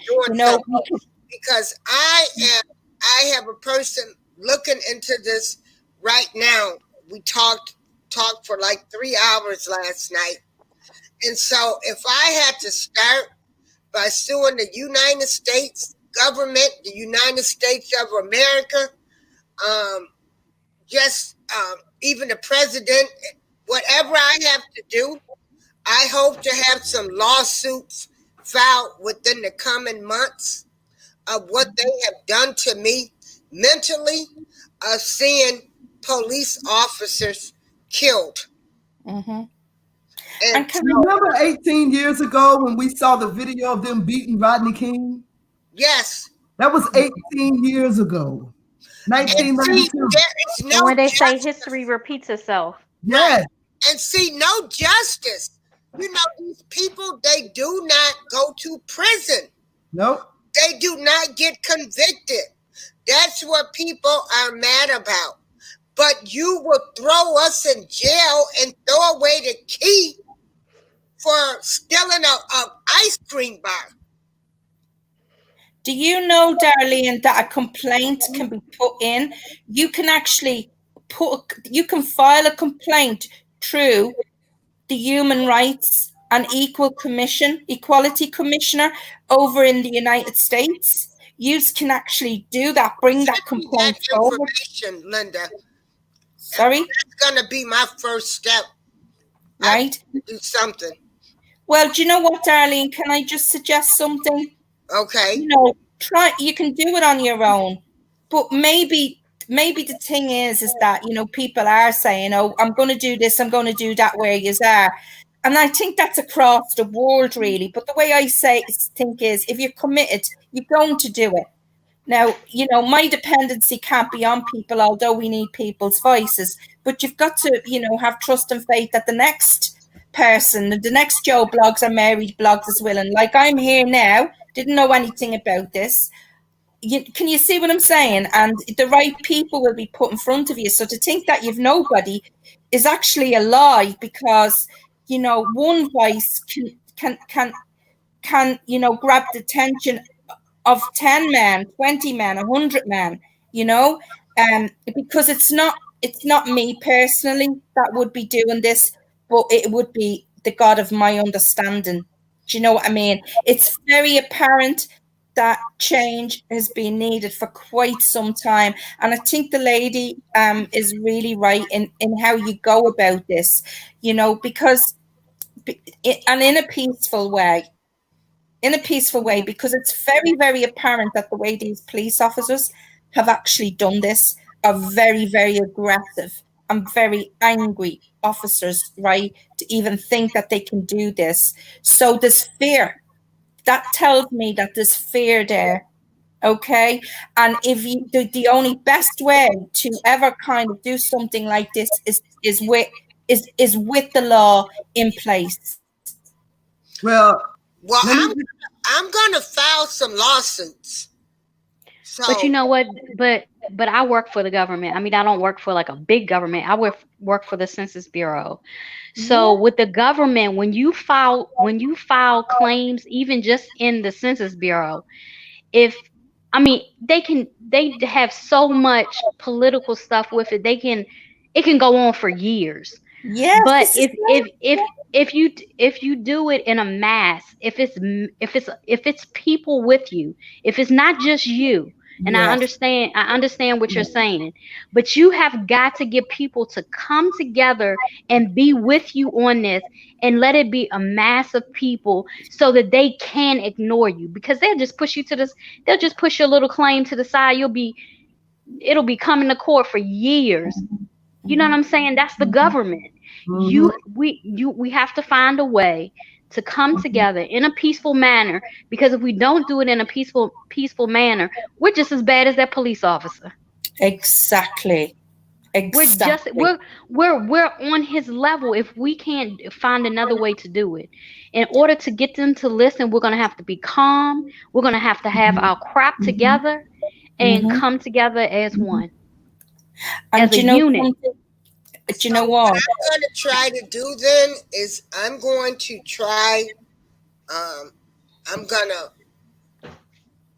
come up with the name.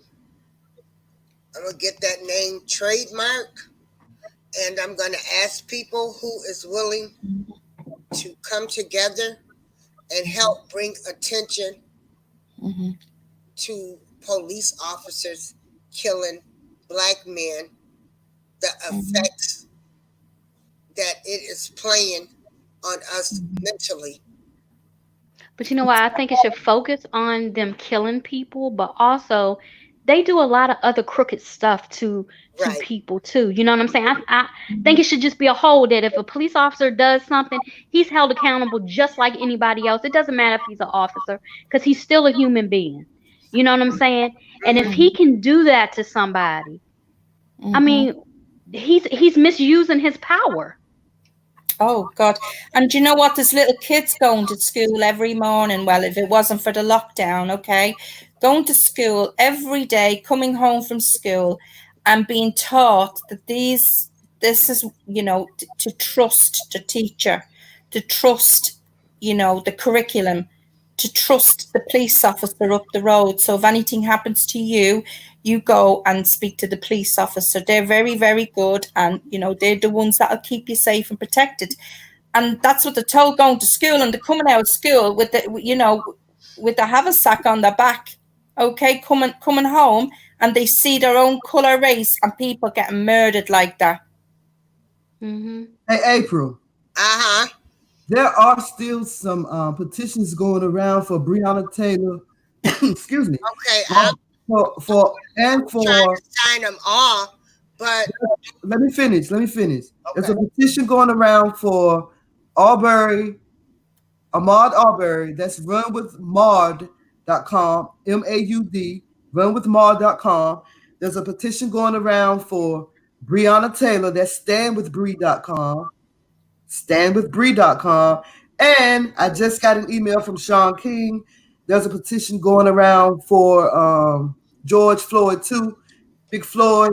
I sent that to the Buzz Sweet Radio group on Facebook, and I tagged you in it. Okay. And what he does is, Yes. you sign the petition, he will send you instructions and give you phone numbers to call to government officials. He'll tell you what to say and all that. Brilliant. And do you know something as well? What needs to be took into consideration here is that, George, Lord rest his soul now, okay, he would probably have family in the UK or family in Ireland, wherever. And so that makes us people have a right and a say in that. Yeah. And this is why, and it's not just also about the human rights. That's one thing. But then, if a government, if people come together, and for the right reasons and the right causes, and they end up kicking it to the wind and not making changes, okay, well, then other governments in the world are going to look at this particular country and, you know, they will be challenged. The policies will be challenged. You know, do you understand? There's voices everywhere, and but there is a system in place, and you know, it sounds like he's gone through an awful lot, and anyway, and you know, to do it like this, what have you got to lose? You know, my expectation would be that if you have always behaved in a certain way, well, when I do this, I'm going to get away with it because there's nothing they can do about it in any way. But and you have had some great men and heroes, you know, stand up, you know, Martin Luther King and everything, stand up for you guys, and they are loved all over the world, regardless of the color. You know, so you have really some very strong figures there. I'm just wondering what's gone on since that time. You know, why hasn't there been some kind of consistency of change? And people will get away with it, you know, because even the government, even the president of the United States, he's still a human being. You know, whether he's in that, you know, presidency or whatever, he's still a human being. Do you understand? And I don't know if he's a human being. Yeah, and he has limitations the same way I have and you have. So we're only people at the end of the day, no matter how high up they are or how low down they are. But you know, something has got to, you know, something has got to change here, because it's absolutely horrific. And you know, you could be traumatized looking at stuff like that. Oh yeah. Oh yeah. You know?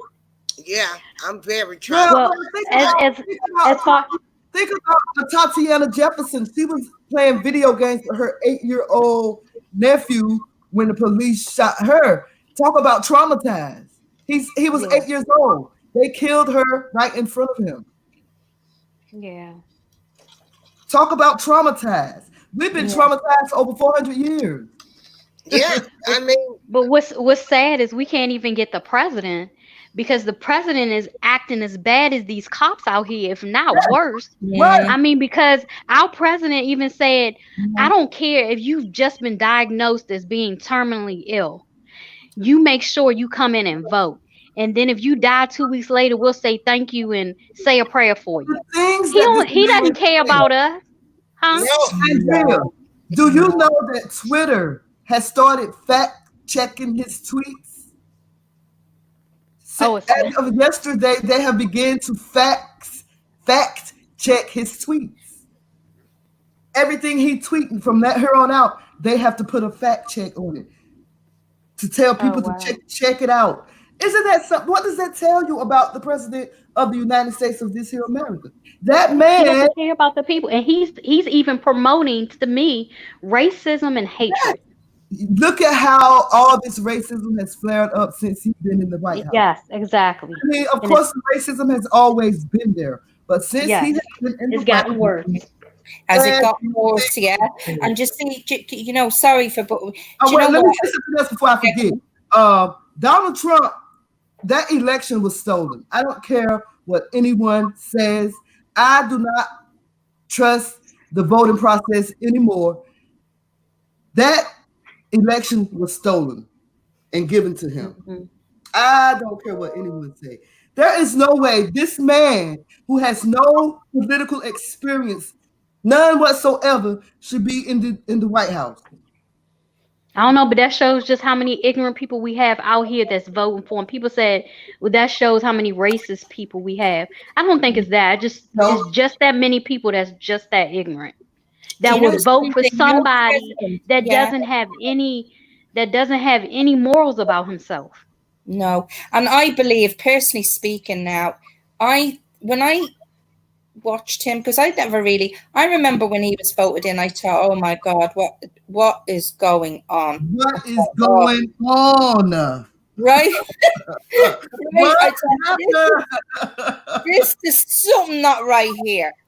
I thought, you know, right? But when he started talking about the coronavirus, and I've got a sister, God love her, she's got mental health problems after losing her daughter in a very horrific circumstance. And she gets on the phone to me and she goes, "Do you know what? Donald Trump," she said, you know what? He's right, Linda. I've always said it, bleach. If you clean your house out with bleach, that'll get rid of any germ. All right. Right, and I wouldn't even be listening now. I wouldn't be even following up on that. And I just went, did he say that? Yeah. Anyway, but so I started to listen to see what he was saying, and I could hear him, saying well, for instance, reporters, um, he's very prickly and he's very irritable around certain reporters. And I was looking at him and thinking, you're quite a very socially awkward person. Do you know?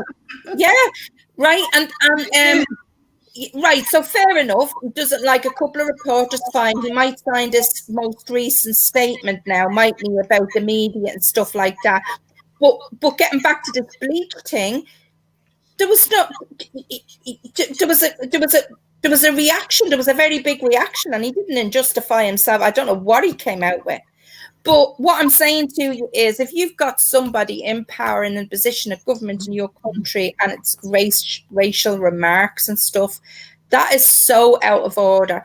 And something as well. Yeah. He doesn't. He said one time, oh, don't ever argue. Don't ever get into conflict with the Irish. Don't ever get into conflict and stuff like that. Do you know something? Honestly, oh, stop. I'm sorry. Do you understand? But you know what? The way I see it is, these people get into these government positions. It's almost like they want to get in, and I can just see them going in to the White House, sitting there and going, Jesus, is this what it's about? God, of all this mess to clear up, or whatever.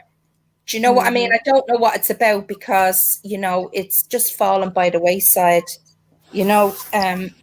but it is about human rights and people's human rights. That's what it's about. I've gone off on a little waffle there, but it's okay. Back to this man, and I just think that in the United States, a lot of Black people feel that we do not have any human rights. They do not see us as humans. They have not seen us as humans in a long time. Right. And you know what? I'm here to tell you this, right? And I don't come from any privileged background, and I wasn't born with a silver spoon in my mouth. In fact, I come from a very rough area of Dublin. Okay. I lived on the streets from a very early age. I've been through the wars and come out the other side for today. And I can tell you, I'd nobody behind me fighting my battles. Nobody. And I will tell you, my hand on my heart, okay, I don't care who they are. I would stand there, look them in the face and say, I'm sorry. I have human rights. Okay? And you guys have rights. And your rights are not being met. It's very apparent. Now, if it's apparent to me, living hundreds of miles away, okay, just a Joe Blog, sitting in a house, going to work every day, and watching this and observing it and looking and thinking, Jesus, like, especially, there's been a lot of people in this world that's gone through very, very horrific stuff. And the last thing they want is to be turning on a telly or listening or reading the newspaper or listening to a radio and hearing this. They don't want to see it, and they don't want to hear it, and they have a right to that. They have a right to that. And if it is taking people's attention this far, well, what does that tell you? But whether you live in a country, it happens to us all over the time, world. I know, and you've become prone to it and used to it. And I do get that, but that doesn't make it right. No. It happens to us all over the world, and I think that we are just about up to our wits right now. We are tired. Yeah. I mean, look, we just got through we just got through, and the thing is, it seems like it's happening more rampant now, because last year, like I mentioned, you had what was the guy name where the the white female cop shot him in his Botham jean. Remember that? Yeah. Botham jean. Yeah, yeah. He was sitting in his house eating ice cream. White cop, she just walks in his apartment and kill him. Boom. You have Tatiana Jefferson a couple of months after that in the Dallas area. Same thing. Cop walks in her house, and then few months later you have Ahmaud Arbery, and then now you have George Floyd. It just seems to happen more rampant now. Back to back to back to back. We're about to go crazy. Yeah. And We are then, about to lose our there mind. is no justice. No justice. We just got over Breonna Taylor in March. They just killed her. Mm. Breonna Taylor. Y'all feel what I'm saying? It's more rampant now. What's And I going think on? it's because they know they're not gonna suffer, but so many consequences behind it. You know what I'm And saying? that's why they keep doing it, because there's no justice. Mm-hmm. They do not. You actually have people that do not want to convict police officers because they feel like they're putting their lives on the line to protect them. So But you, are you putting your life are you putting your life on the line if you're out there murdering people, innocent people that you know what I'm saying? Just like George Floyd. Get killed during You're this riot last night. One person got killed. One person was shot during where? the riot. During the riot in Minneapolis last night. But see, that's what I'm talking about. Violence is only gonna cause more people to get killed. You know what I'm saying? That's why I'm saying we gotta find another way to do it, and the only way that we can do it if we come together and do it in a mass. Right. Because Right. if we're doing it in a mass, they're forced to listen to us because there's so many of us. Right. well, what I'm gonna do is, I pray on every decision I make in my life, because I prayed when I decided to file lawsuits um, against some of these alleged victims of R. Kelly as being the general manager. And Mhm. um, like I said, whether people like him or not, he is still a black man that deserves to be treated fairly in the court of law. And so I will pray and I will ask the higher power what direction that he wants me to go. And once he gives that to me, then I will proceed on what I, Darlene April, can do to make a change or a difference. Um, I'm not scared. I don't have anything. You know, I'm 58. Um, people have you know. It looks like it's going to be us little simple people that are going to have to stand up now. But you know what? It has to start somewhere. You know what I'm Exactly. saying? So Exactly. it has to start with people caring enough to do something. And Exactly. so I will ask the higher power on what direction, and I do that before I make any decision. And I Hmm. will be praying and asking him what I can do, because I have no problem with filing some lawsuits, you know. And then Hmm. they would look at me like I'm nobody, probably. But if can it can be a start somewhere, then that's what I'm gonna try to do. So But I mean, even God says, you even pray for your enemies. So I mean, um, that's what we gotta do. We gotta get rid of all the hatred inside of us. I mean, I know how everybody's feeling now, as far as what happened to George and as far as what happened to the other black people. But the thing about it is we can't do it with hatred in our heart. You know what I'm saying? We have to come.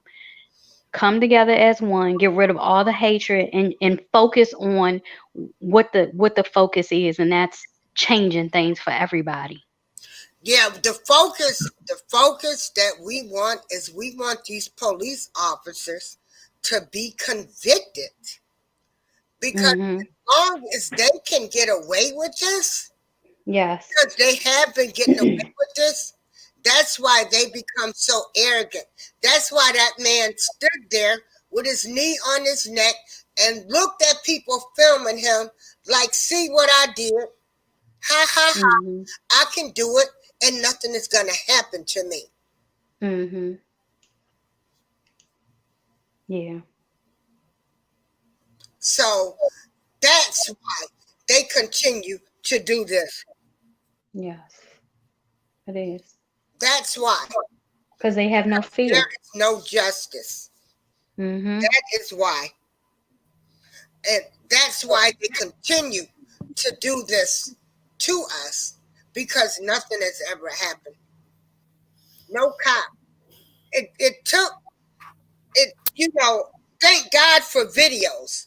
They do the videos, but you can even look at the police officer that shot Laquan McDonald here in Chicago 22 times. And he ended up, I think, maybe with 5 to 6 years. Well, look at the one that shot But at least he did get convicted. Amber Geyer for killing Botham John in his home. She only got 10 years. Uh, hey, Linda, do you want me to keep you on the panel? You want to hide the screen, or you fine with that? Or No, I'm fine. Do you know what? I just got cut off there. I don't know what happened. I must have cut myself off, and there I was talking to myself, all to my lovely self, right? Honestly, do you know what? I could see myself just there. I was getting really reared up, the Minister of Wild Eggs, Minister of yes. Justice, and I'm standing there to the United States President and saying, now look at here, you. It's not So funny, though. you guys, so from other countries, you guys, when you see, oh, there she goes again. She keeps getting cut off. When you see Donald, when you see Donald, oh, I don't know why it keeps cutting her off when I add her. Is she using a cell phone? Are you using a cell phone, Linda? No, I'm using no. Okay, now you're staying. Right. When Okay. you Well, I guys just see Donald Trump on TV over there where you live in the UK, yeah. what do you guys think? I think first of all that he needs a new green, white, and gold toupee. Okay. I think that'll liven up the performance. I definitely think that'll liven up the performance. I'll tell you what I think. I've never really, yeah, honestly, green, white, and gold. You know, what I think, when I see Donald Trump, what I think is, and I don't really pay much, I'll be honest with you, I don't pay much attention. I never really have done because I've always felt, that any government that gets into power always says this, that, and the other. But anyway, when I do see and I do listen, I just think, I always think of the man worse off, and I always think, why isn't there something being done about this, and this? So I'll be honest, I don't really pay much attention to him. So, you know what? Now that you're back on the panel, can she hear me? Can you hear me? Yeah, I can hear you, yeah. I know you talked about R. Kelly, right? Mm-hmm. To show you how the racial tension is in the United States of this here America, Donald Trump has been accused of sexual assault by 25 women from as far back as 1970. Harvey Weinstein walked around for years after Bill Cosby was locked up for the same thing he was accused of. Mm-hmm. Harvey Weinstein is a white, big time Hollywood director. They finally got him locked up, but it took years. Mm-hmm. Now you got R. Kelly and Bill Cosby locked up for the same things, pretty much as Donald Trump has been accused of, and as Harvey Weinstein has accused. Why is Donald Trump president of the United States? He's been accused of sexual assault. Exactly. That's right. And you know something, though, and in fairness, this is why, if somebody's going to vote me in office and I'm sitting back and allegedly behaving that way, let's say, right, whatever the facts are, well then, it's you voted me in. See, I do. I think it's about, wow, I truly do not believe people voted him in. I truly do not believe that the people voted him in. Right. Truly, right. from the bottom of They my say heart, the Russians do not interfered believe with that. the election. I do not believe that. I mean, But that's another thing about coming together as people and getting out there and voting. Half of us don't get out and vote. That's True. right. That's right. That's how he got in. And Linda, I want to thank you for everything that you have been doing for R. Kelly from over there in the UK, writing letters. I don't feel. I don't. Do you know something? I have to say this. I don't feel that I have done enough. One, because I walk. When I walk, right, I walk as an agency worker, and obviously I get contracted to different places. So right now I'm in the NHS. And because of that, it takes up every second of your day. Okay. You don't, because you're thrown into the middle of everything. Now that comes to an end next week, this particular post. So that gives me a little bit of time to do what I need to do and catch up. Does that make sense? Regardless of what it is, if it's giving out leaflets, if it's whatever it takes, but I am raising awareness now to other, like, more people in my country. And I have done, I've done a bit, but nothing in comparison to you guys, honestly. And you are the ones that raised the awareness to me. That's what happened here. And I'll be honest with you, I wish at times I hadn't seen what I'd seen. But when I seen R. Kelly, this R&B star, okay, but at the same time, he had contributed 30 years of his life of mastery music that makes people feel really good and happy. He's done good things. He's not a bad man. He's done good things. And if you can look and watch somebody like him being shuffled from one airplane to another in almost like chains, like he's an animal, okay, well, I'm sorry, I can't sit back and watch that without saying something or being part of something. Now, in fairness to Bill Cosby, I didn't I didn't know anything about that. You see, let me be honest here, right? Okay, so you kind of understand. I haven't watched the television since 2001, right? And I know I'm not obliged to share this, but I haven't watched the telly since 2001 because I've had a niece that was murdered, okay, in somewhere, and it was a double murder, and it was horrific. And she was only 16. Sorry? to hear that. Sorry? Yeah, I'm sorry to hear that. I said, I'm so sorry to hear that. Yeah.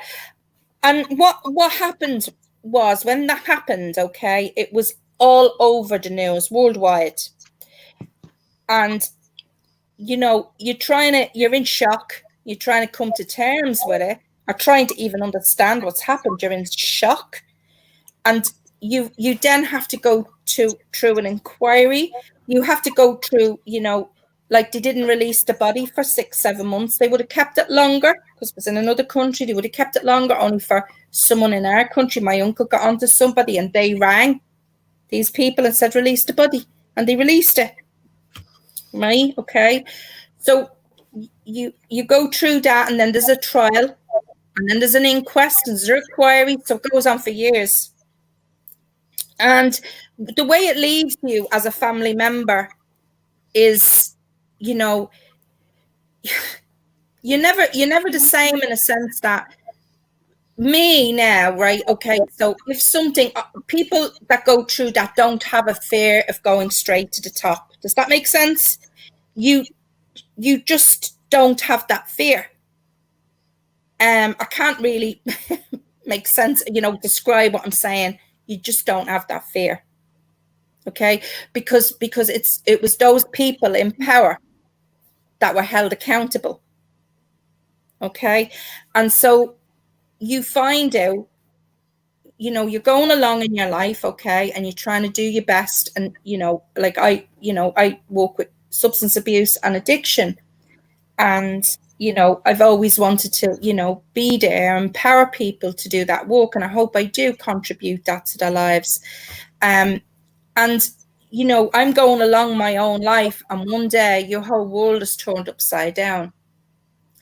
And when you really, really find out what's gone on and what's gone in the background, you start to find out about the system and how faulty it is.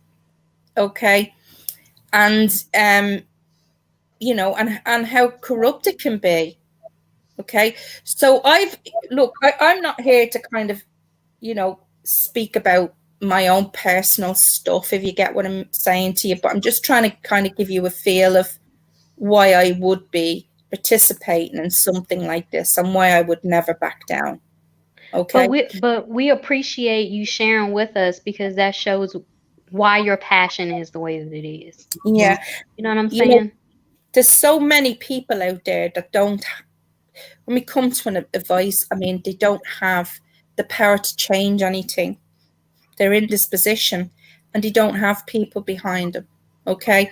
Now, if that's a person in prison, if that's abuse of some kind of injustice, like what's happening to George, now I would automatically know how that family feels. I would know. I would feel it. I would fill up, and I would go, oh my God, just give them strength, and God, look after them. Give them strength and good healing. Because everything is so new to them at the minute.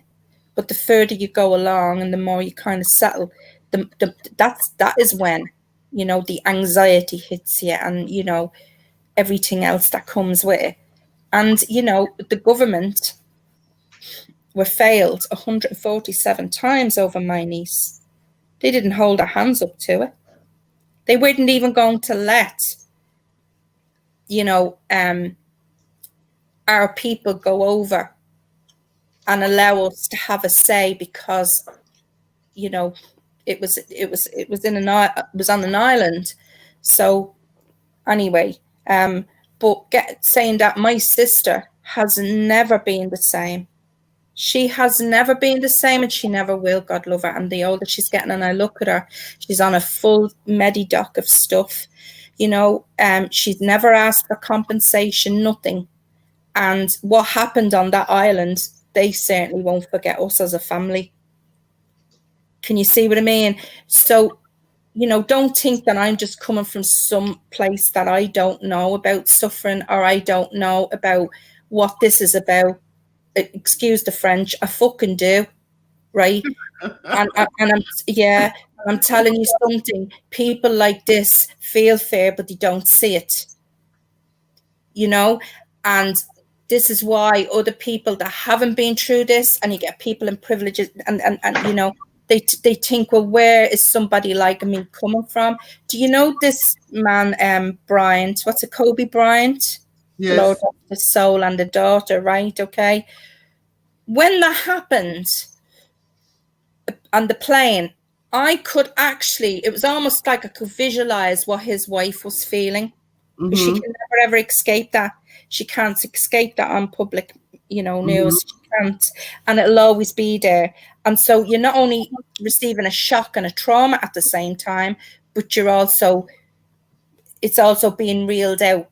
in front of your eyes. You can't get away from it. So I haven't watched a television since 2001. When I did have tellies, I have a telly there. It hasn't been watched in years. I was just about to sell a big, massive Panasonic. Okay. I listen and listen to music because I come from a music entertainment background, and that's all I listen to. I love music. Okay, I don't watch the telly, but I will look on my phone, or now that I'm on, this is a work laptop, and I'll go into Google or I'll go into YouTube and I'll just listen to music or listen to a debate on R. Kelly. That's it. That's my life, eh? Well, in my opinion, and this is my opinion now, I feel that everything that's going on, everything that's happening is biblical. I read the Bible, I studied the Bible, and I know that I do believe that we are living in the end times. I believe that with all my heart. I believe that there is a Most High Yah who created us. He created this world. And I believe that the so-called African American children with our woolly hair and our dark skin are children Hebrew. We are descendants of the Hebrew children. And that this is my belief. I believe that we are going through these things because of our disobedience to the Most High. If you read Deuteronomy 28, Deuteronomy 28 from verses 1 to 14, I believe, it would tell you the blessings that would be bestowed upon you if you obey the Most High. From verses 15 on out, it gives you the curses. And if you read those curses are so familiar with the African American community. I cannot deny that book is our history. It talks about how we will be dispersed to the four corners of the earth. This is Deuteronomy 28 now. This is not me. It talks about how we will be distributed to the four corners of the earth in the belly of slave ship because of our disobedience. It talks about how we will be in a strange land, how we will be raped, how our children will be torn away from us. It talks about the black man and how he will leave his family. You know, it talks about the different types of diseases that will be bestowed on us. If you look at the black community, we have the highest rates of diseases ever: HIV, high blood pressure, anything you can name, we got it. You know, all of this is in Deuteronomy 28. So I believe with all my heart that we are living in the last days. I believe that Jesus Christ, you know him as Jesus Christ. I know him as Yeshua HaMashiach, Yeshua the Messiah. I believe that he's coming back. And I believe that is when the black community will come together. Other than that, I don't see it happening. But that's just my opinion. And you know something, while spirituality is a strength in itself, other people see it as a weakness. And I never got at the beginning when I used to look at the R. Kelly, his situation and how you guys would be dealing with it. I swear to God, I have to take my hat off to you, because I was looking and I was thinking to myself, oh, these people don't do spirituality. These people on the other side who are against him, they don't do spirituality. No, of course not. This, I thought, what's this about? Why don't they just go straight in there? Okay, but I wasn't getting it, and I'm still learning. As you can see, I'm still learning. But when something is wrong, it's wrong.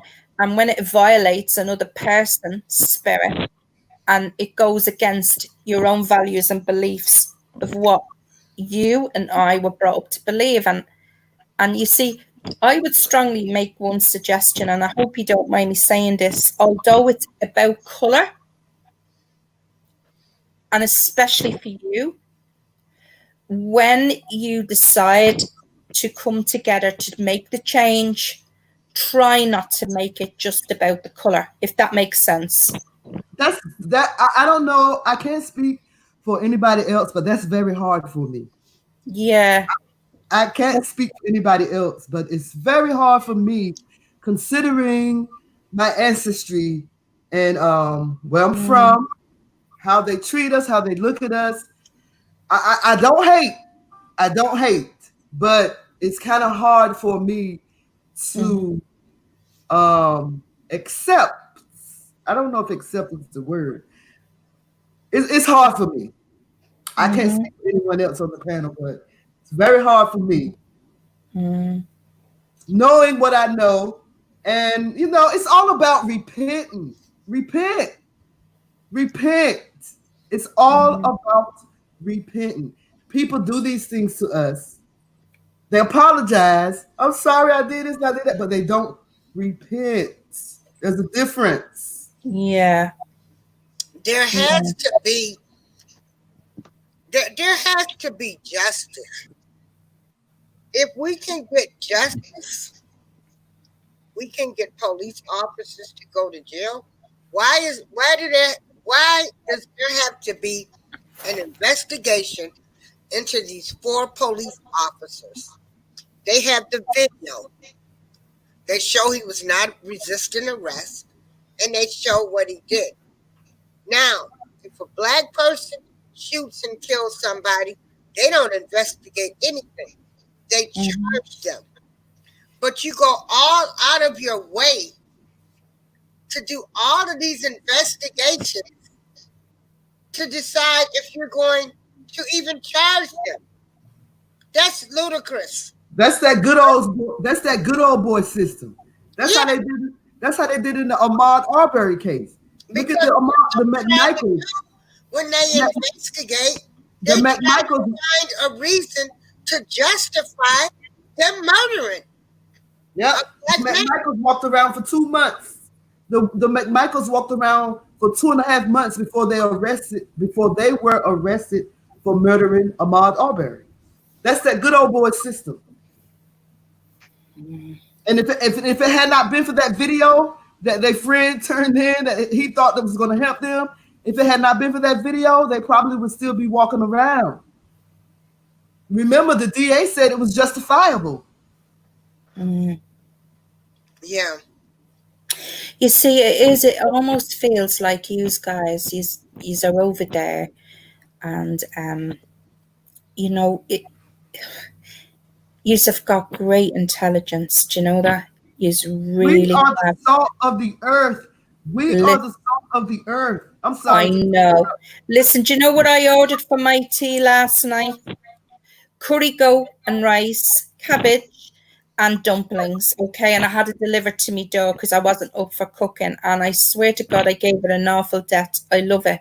Okay, so I know you're the salt of the earth. Okay, and you will find that among all of this, there is an answer and there is a way. There is absolutely a way. There's no doubt about it. Absolutely. No, there is. I believe that. Yeah, honestly, you know what? Listen, nobody can be getting away with this. And I think what's happened is, as you rightly said, it's now being put on the media.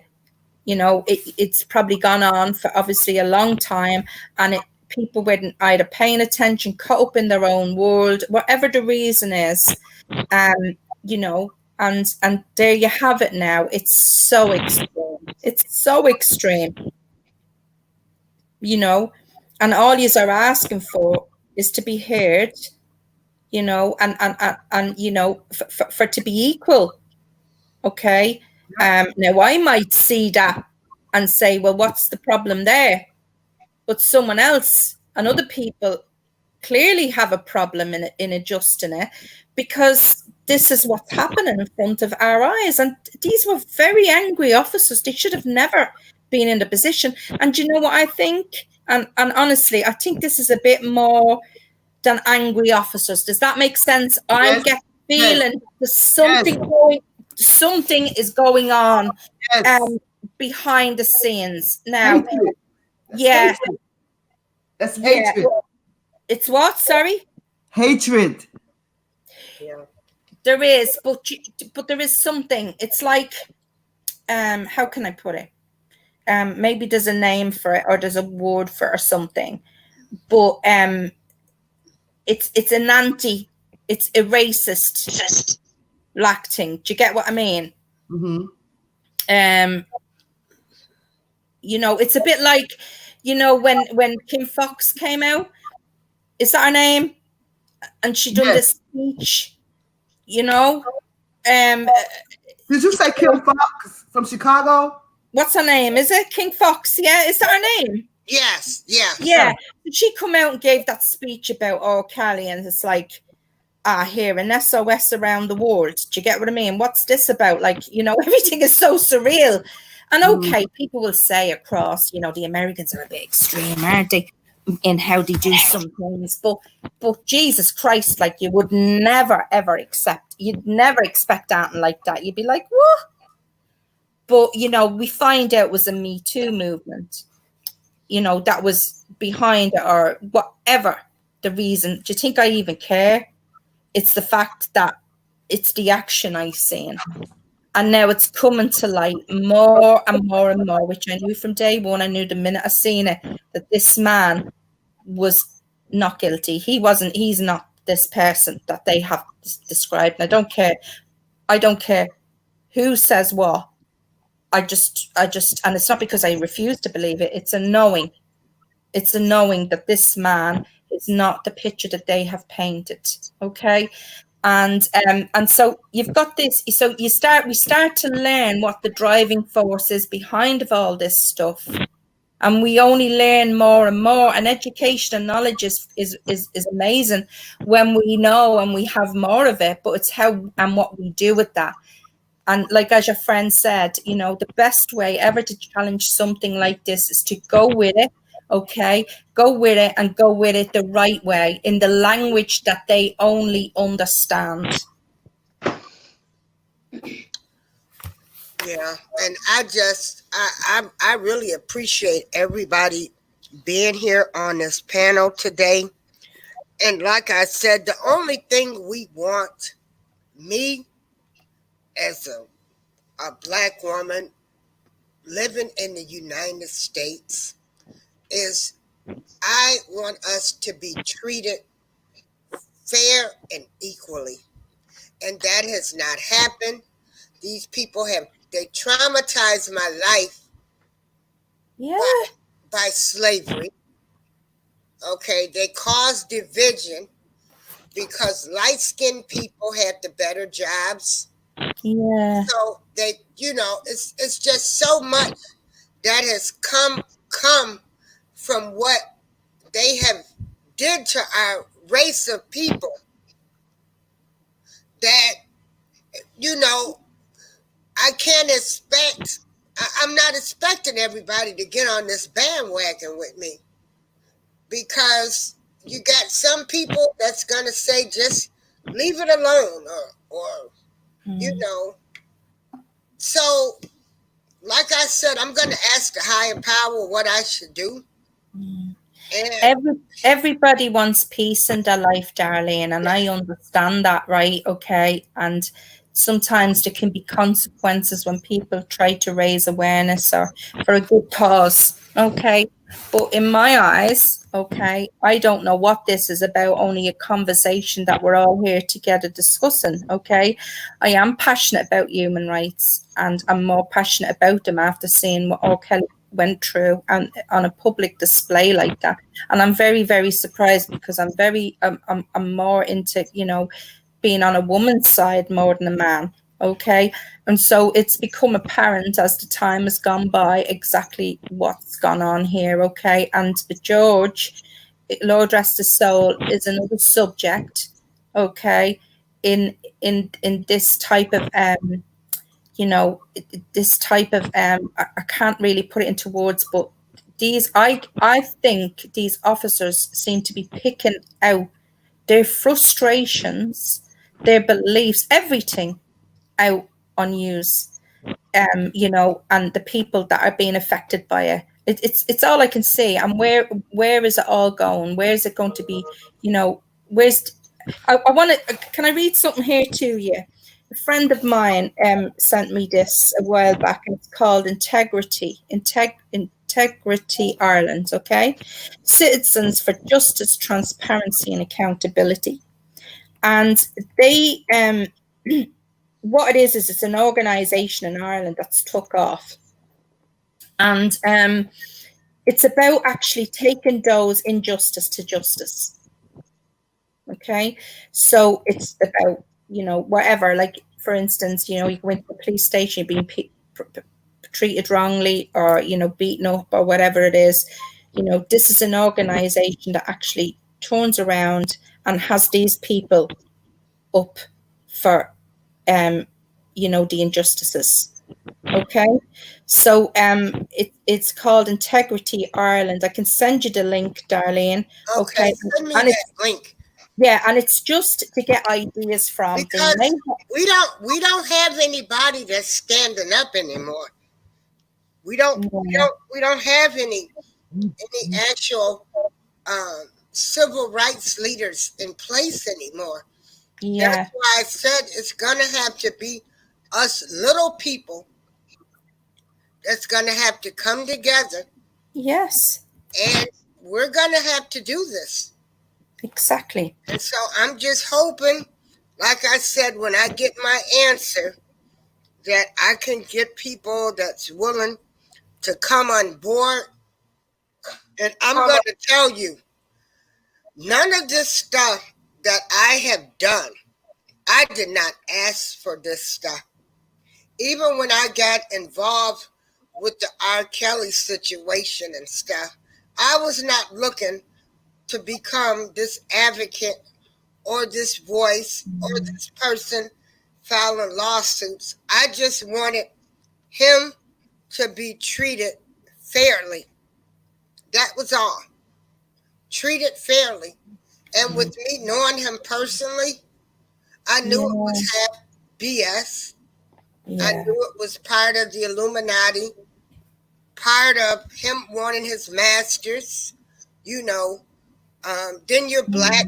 They don't want black people in the history books. Once we make it, then they want to take our names from the history books. And once I started doing the research, I started getting madder and madder. Like Elvis Presley did this, Jerry Lee Lewis did this. It's just a different standard for Black America. And when they come for you, they're going to come for you. They're going to bring you down. They're going to take you down, and they're going to kill you. And you see, that in itself, creates not uncertainty, fear in people. Like, for instance, to even want to stand up for your own rights and beliefs, and what what is there for any human being. And this is why people are really kind of have every good intention to do something, and then probably go, oh, hey, do you know what? I've got the end. I couldn't be bothered. I don't want this coming back, or whatever. And this is what's happening. This is what's happening. But there's something very serious going on over there, Darlene, that really needs addressing. Do you understand? Like, even if we weren't speaking here, something is going to give there. Something is definitely going to give there. There's too much corruption. Yes, it is. Yes, it's so much. It's so much going on in this U.S. of A. It's so much. It's so much. So, did anybody want to give any closing remarks? I really enjoyed this time. I'm more calmer now. I'm just gonna ask the higher power. What direction does he want me to go in? Because I am going to do something. So if they want to try to put fear in me, whatever, so let it be. I'm not, I'm just a little 58-year-old woman that just want to see people and my black man treated fair on all levels. I want my people to be given the same opportunities other races are given. And that's all I want. Yeah. That's all I want. So, would everybody like to give some closing statements or anything? Anyone before me, I guess. Go on. I just want to say I appreciate you inviting me to the panel. I think it was a really good experience. I love to hear everybody's opinion. Whatever you decide to do, I hope you will keep me in on it. Oh, I will. And I would do whatever I can. You know, I believe in love, support, and just helping everybody out. You know what I'm saying? I treat other people the way that I want to be treated, and that's, to me, if you do that, you can't go wrong. You know. So I appreciate meeting you. I love your accent. What is your name again? Linda, I love yours. I do. I'm listening to you. I was just sitting here listening to you talk. I was like, oh, I love her accent. Oh, thank you. No, I love yours because you speak, you speak so kind of nice and slowly and stuff. And obviously I can hear, this is what I mean. There's an awful lot of intelligence, in art, in black people, music, dance, everything, and there's more that obviously it needs to be acknowledged and recognized more, I think, Yeah. Yes. B, are you still there? I'm still here. Oh, okay. We gotta meet B. Yeah, absolutely. Ain't that something? Y'all stay right by each other. Yep. Yeah. Give us some closing statements. Well, I just want to say, I do believe that there will be a silver lining through all of this mess. I personally believe that the Most High is just sending us a warning. He's trying to get our attention. He wants us to come back to him. In the meantime, and in between time, I agree with the panel. We do need to come together, to talk out our own differences, our own, things that's going on in our own community. And I think that this platform, it was a good way to do it. Also, Sister April, I thank you for inviting me on the platform, and I want to give you a hand clap. Let me find my I want to give you a hand clap. I can't even find my hand clap. Okay, yeah. And we're gonna get that women's panel together, and we're gonna talk about other things.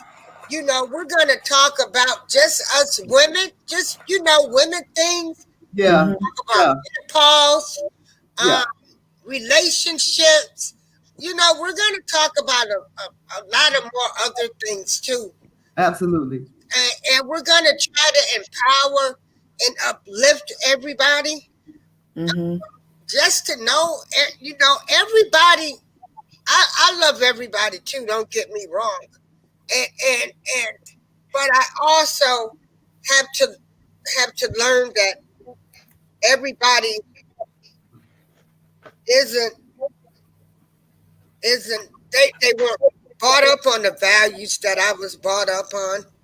Didn't come, some people don't even know how to love. And then I also had to realize too that the devil is real and busy. So I've had some hurtful experiences where I had to realize this. And so I realized I just have to be with people that we have the same, we like-minded each other. Like-minded people. Like-minded people. And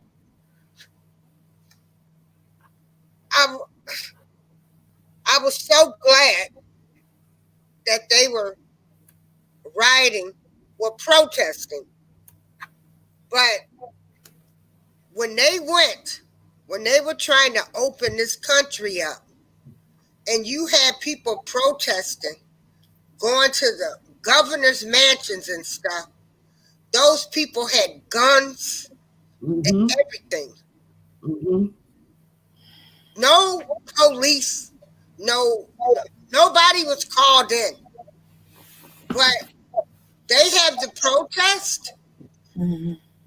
People were protesting. Those people didn't have guns and stuff out visible. They didn't call in the National Guard to arrest these people that were protesting to open this country back up.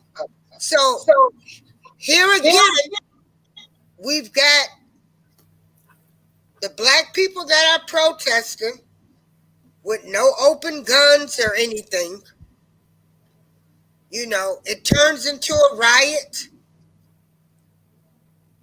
They brought in the National Guard, but then you had the other people that went to these governors' mansions, all on TV, handguns, and they didn't call any National Guards. See, those are things that I have problems with. You know, when it comes to us, we're looked at as a whole different. We're looked at as animals. That's all. We weren't looked at as people. People who were hurting, we were looked at as animals. And you know what, Darlene? This for 2020, you should not have to say that. I mean, this is 2020. Exactly. Right? You know, we're not back in the Stone Age. You know, if it came to pass that is were treated this way and felt this way when time began, you can't keep excusing what's not right. You know, you have to change. You have to change the laws regularly.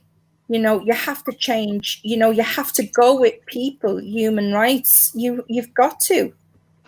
Can you see what I mean? Because if I'm living in some other country, and it's their country, okay, I respect that. If I went over to the United States tomorrow, which I wouldn't, straight up, and I was, you know, wrongfully accused or wrongfully treated in that way, the only thing at the end of the day that I have, if I'm put into prison or not in prison, is my human rights and my laws around that. Okay, and about raising awareness and getting other people involved to make that change, because that's what it's about. You know? Yeah.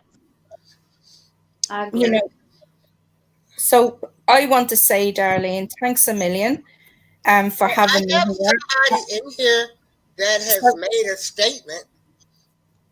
Sorry?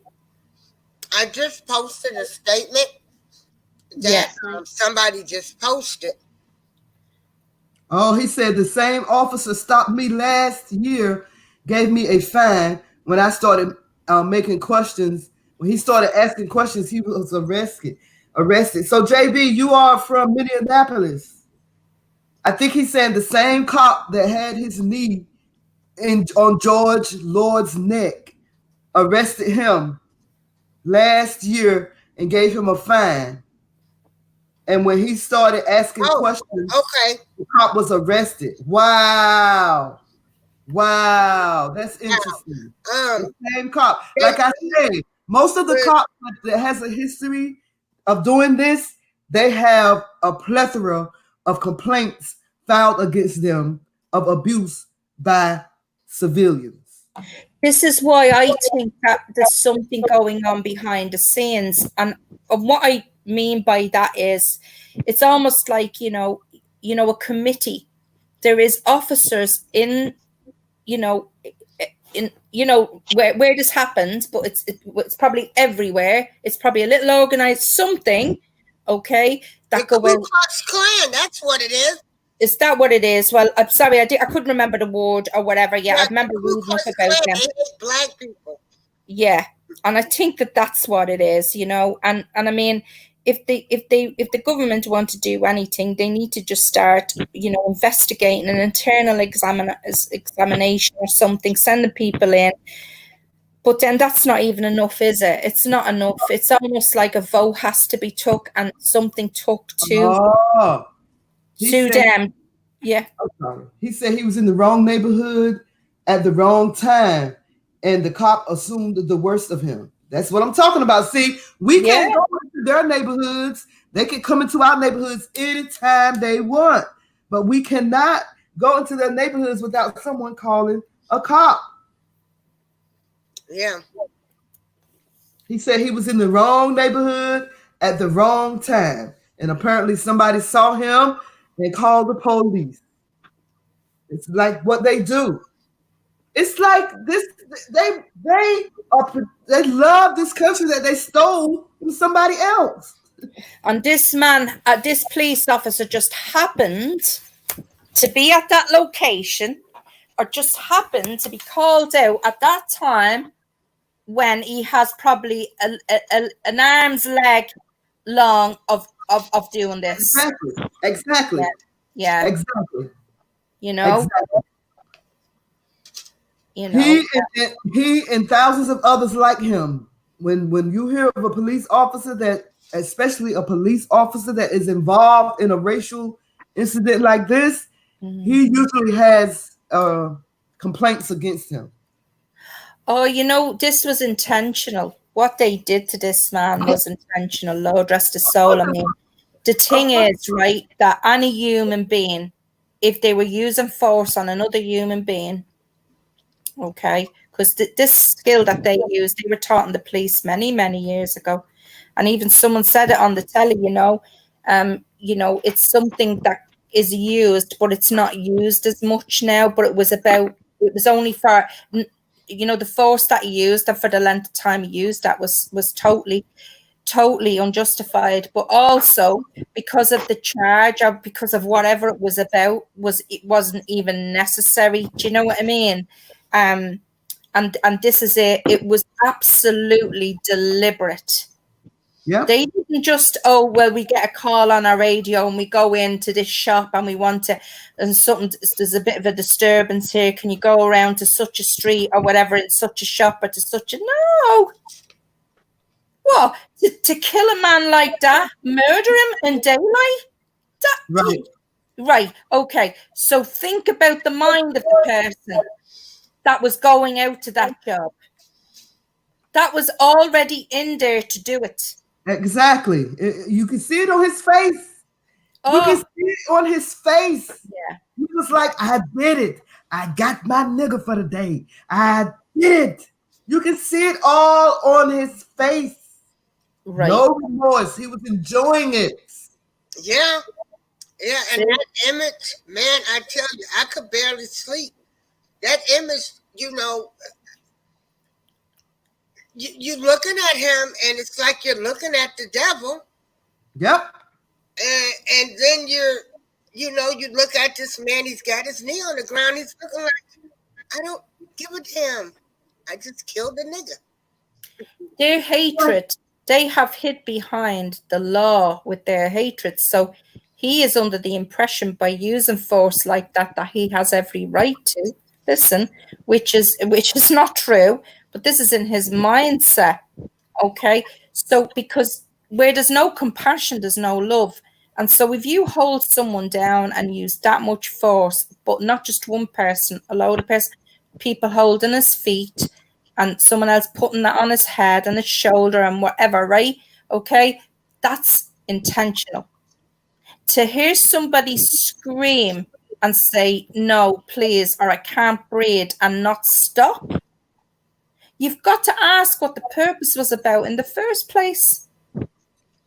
Because any human nature, doing something like that would stop unless they're those of a criminal mind. Now, think about the story I shared, which is the personal story. Okay, I'm not an expert in criminology or nothing like that, but I did learn a thing or two about the mindset of somebody that wants to go out and murder or kill somebody. Okay, you know, and it's very evident to me. It's very evident to me. He didn't just jump in his car one day and say, "Oh God, if I get a nigger today that I'm going to kill, I'll feel much better." Okay, and it's almost like, I don't know, their mind is trained in some way. There was no compassion shown. There was nothing. Can you imagine what was going through his mind while he was doing that? They even said this. They said George was even screaming for his mama. Yes, they said before he took his Yeah, last he breath, did. he He called out his screamed for mama's his name. mother. Oh, bless him. That's awful. Like I said, the damage that this has done to me. This is, I mean, I don't watch TV much neither. I do music. Right. And I had to stop watching TV because of the negativity. Right. You know, and I did that. I watch a few TV shows. Blackish, Empire,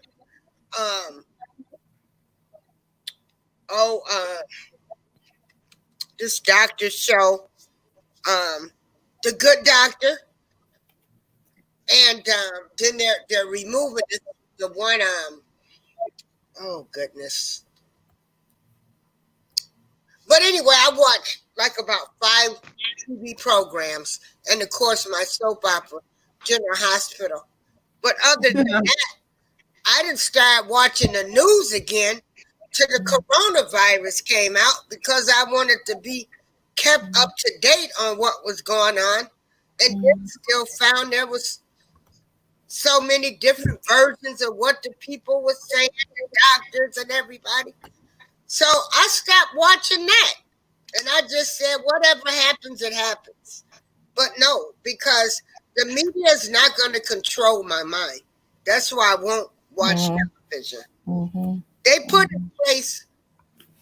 And you're right. It probably is something bigger to this, because There is. think about us looking at we keep looking at black people being murdered by police officers, putting them in chokeholds, just saying they can't breathe. So yeah, there's something bigger going on. Oh, there is, because do you know why? There was many officers, 8 officers or something, was there? Okay, so one of them would have having to back down quicker than the other person to say, look, leave it up now, or no. They were all in on it. Okay, now, not saying that George, Lord rest his soul, like when he woke up that morning, he didn't think he would be not here the next day, and that's by the basis of us all. Okay, we're all only here for a period of time until God takes us home. Okay, we certainly don't want to go out quicker than what is expected, but we don't have any control over that. But that doesn't mean to say that because of that we can't have a voice and we can't stand up for what we believe in. And for something petty over a $20 bill or something, which, to be fair, I don't even know what it's about. Okay, they said a forgery charge. A forgery charge, and I wouldn't believe that. Do you know why? Even at that, because of the giving from this man to other people. Do you understand? Was he hard up for 20 quid? Even if he was, nobody should be murdered like that in life. And it's not about sacking somebody. It's not about sacking people. Listen, there was a bunch of police officers on that man. Okay, so if this wasn't something more deeper and set in their mind, okay, somebody would have given before that time was up, to say, leave it out, man, or I don't want to get involved in it or whatever. But no. So that officer going out that morning, okay, he has something in him. There was no compassion shown from any of them. Where's that coming from? Can you see what I mean? Pure hatred. Huh? It's pure hatred. Yes. The perpetual hatred you have against us. Perpetual hatred. Right. Perpetual. Yep. Well, that's what it is, you know. And this is it, because they're in that frame of mind, and they're actually abusing their own position. Okay, so if you just look at them men and say that it didn't come from the higher up of anywhere, and you just whatever they're into, and honestly, I cannot just see it that it was from these group of police officers that morning or that day with George. No. This is a hatred that is running right through the system over there. Mm-hmm. Okay. Yep.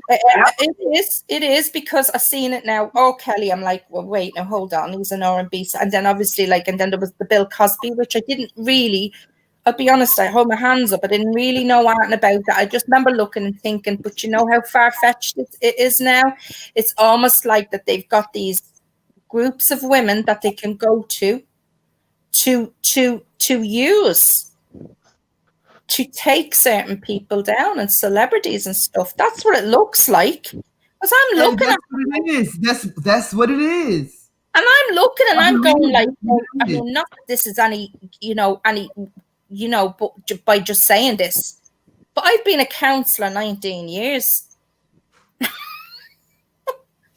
And I'm looking, right, and I'm because we feel emotion.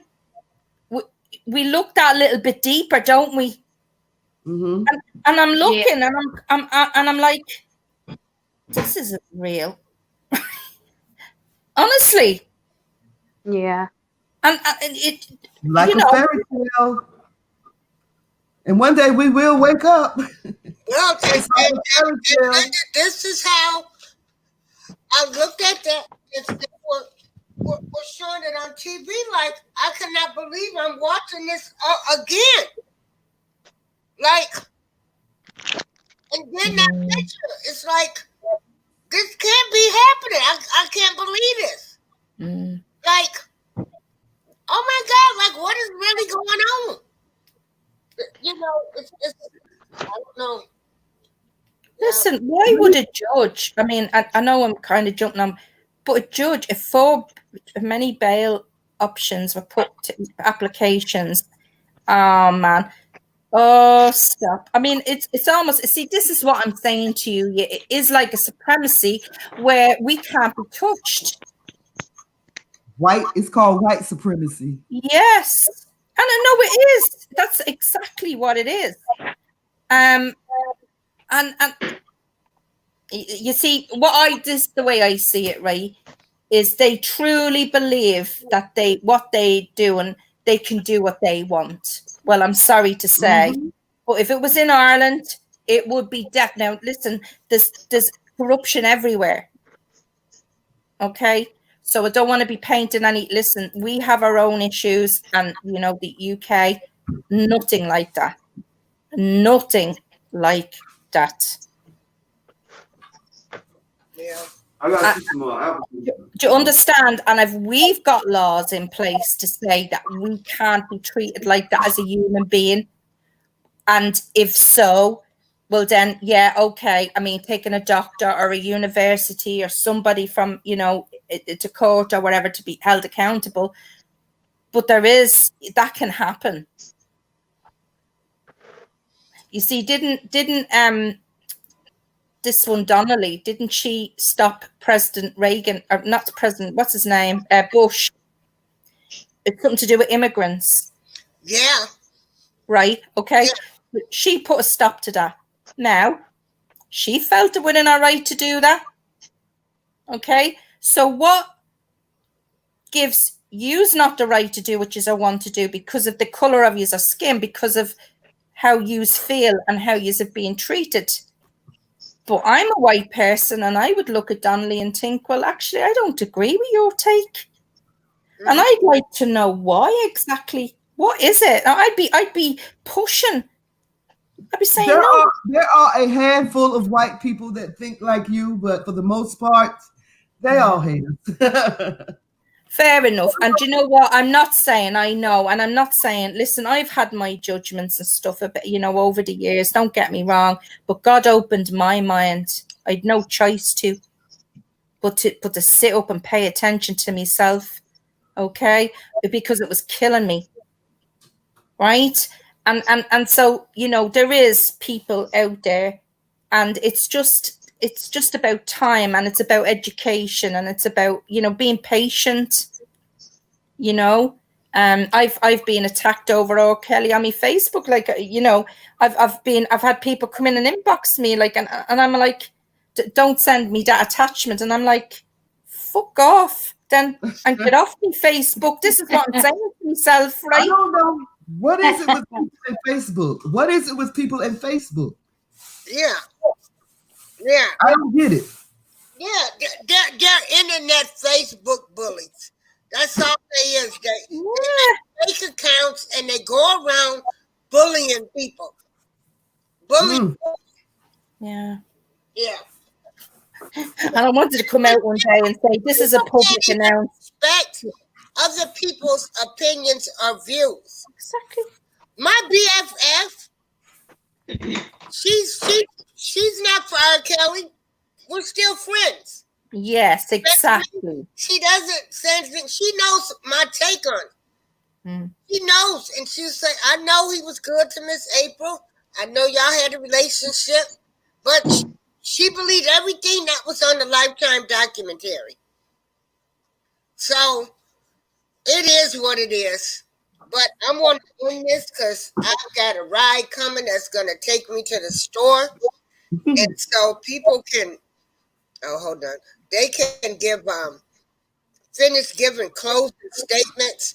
Boy, this has been a good talk. This has been awesome. I tell you, it's awesome. The way we've been able to talk, and trust me, and no, violence is never the answer. No. It's never the answer. But what they're doing in Minneapolis, I'm tired. Yeah. I understand. That's what I mean, Darlene. It's like, you know what it's like? I've just got to say this. You asked me before. Yeah.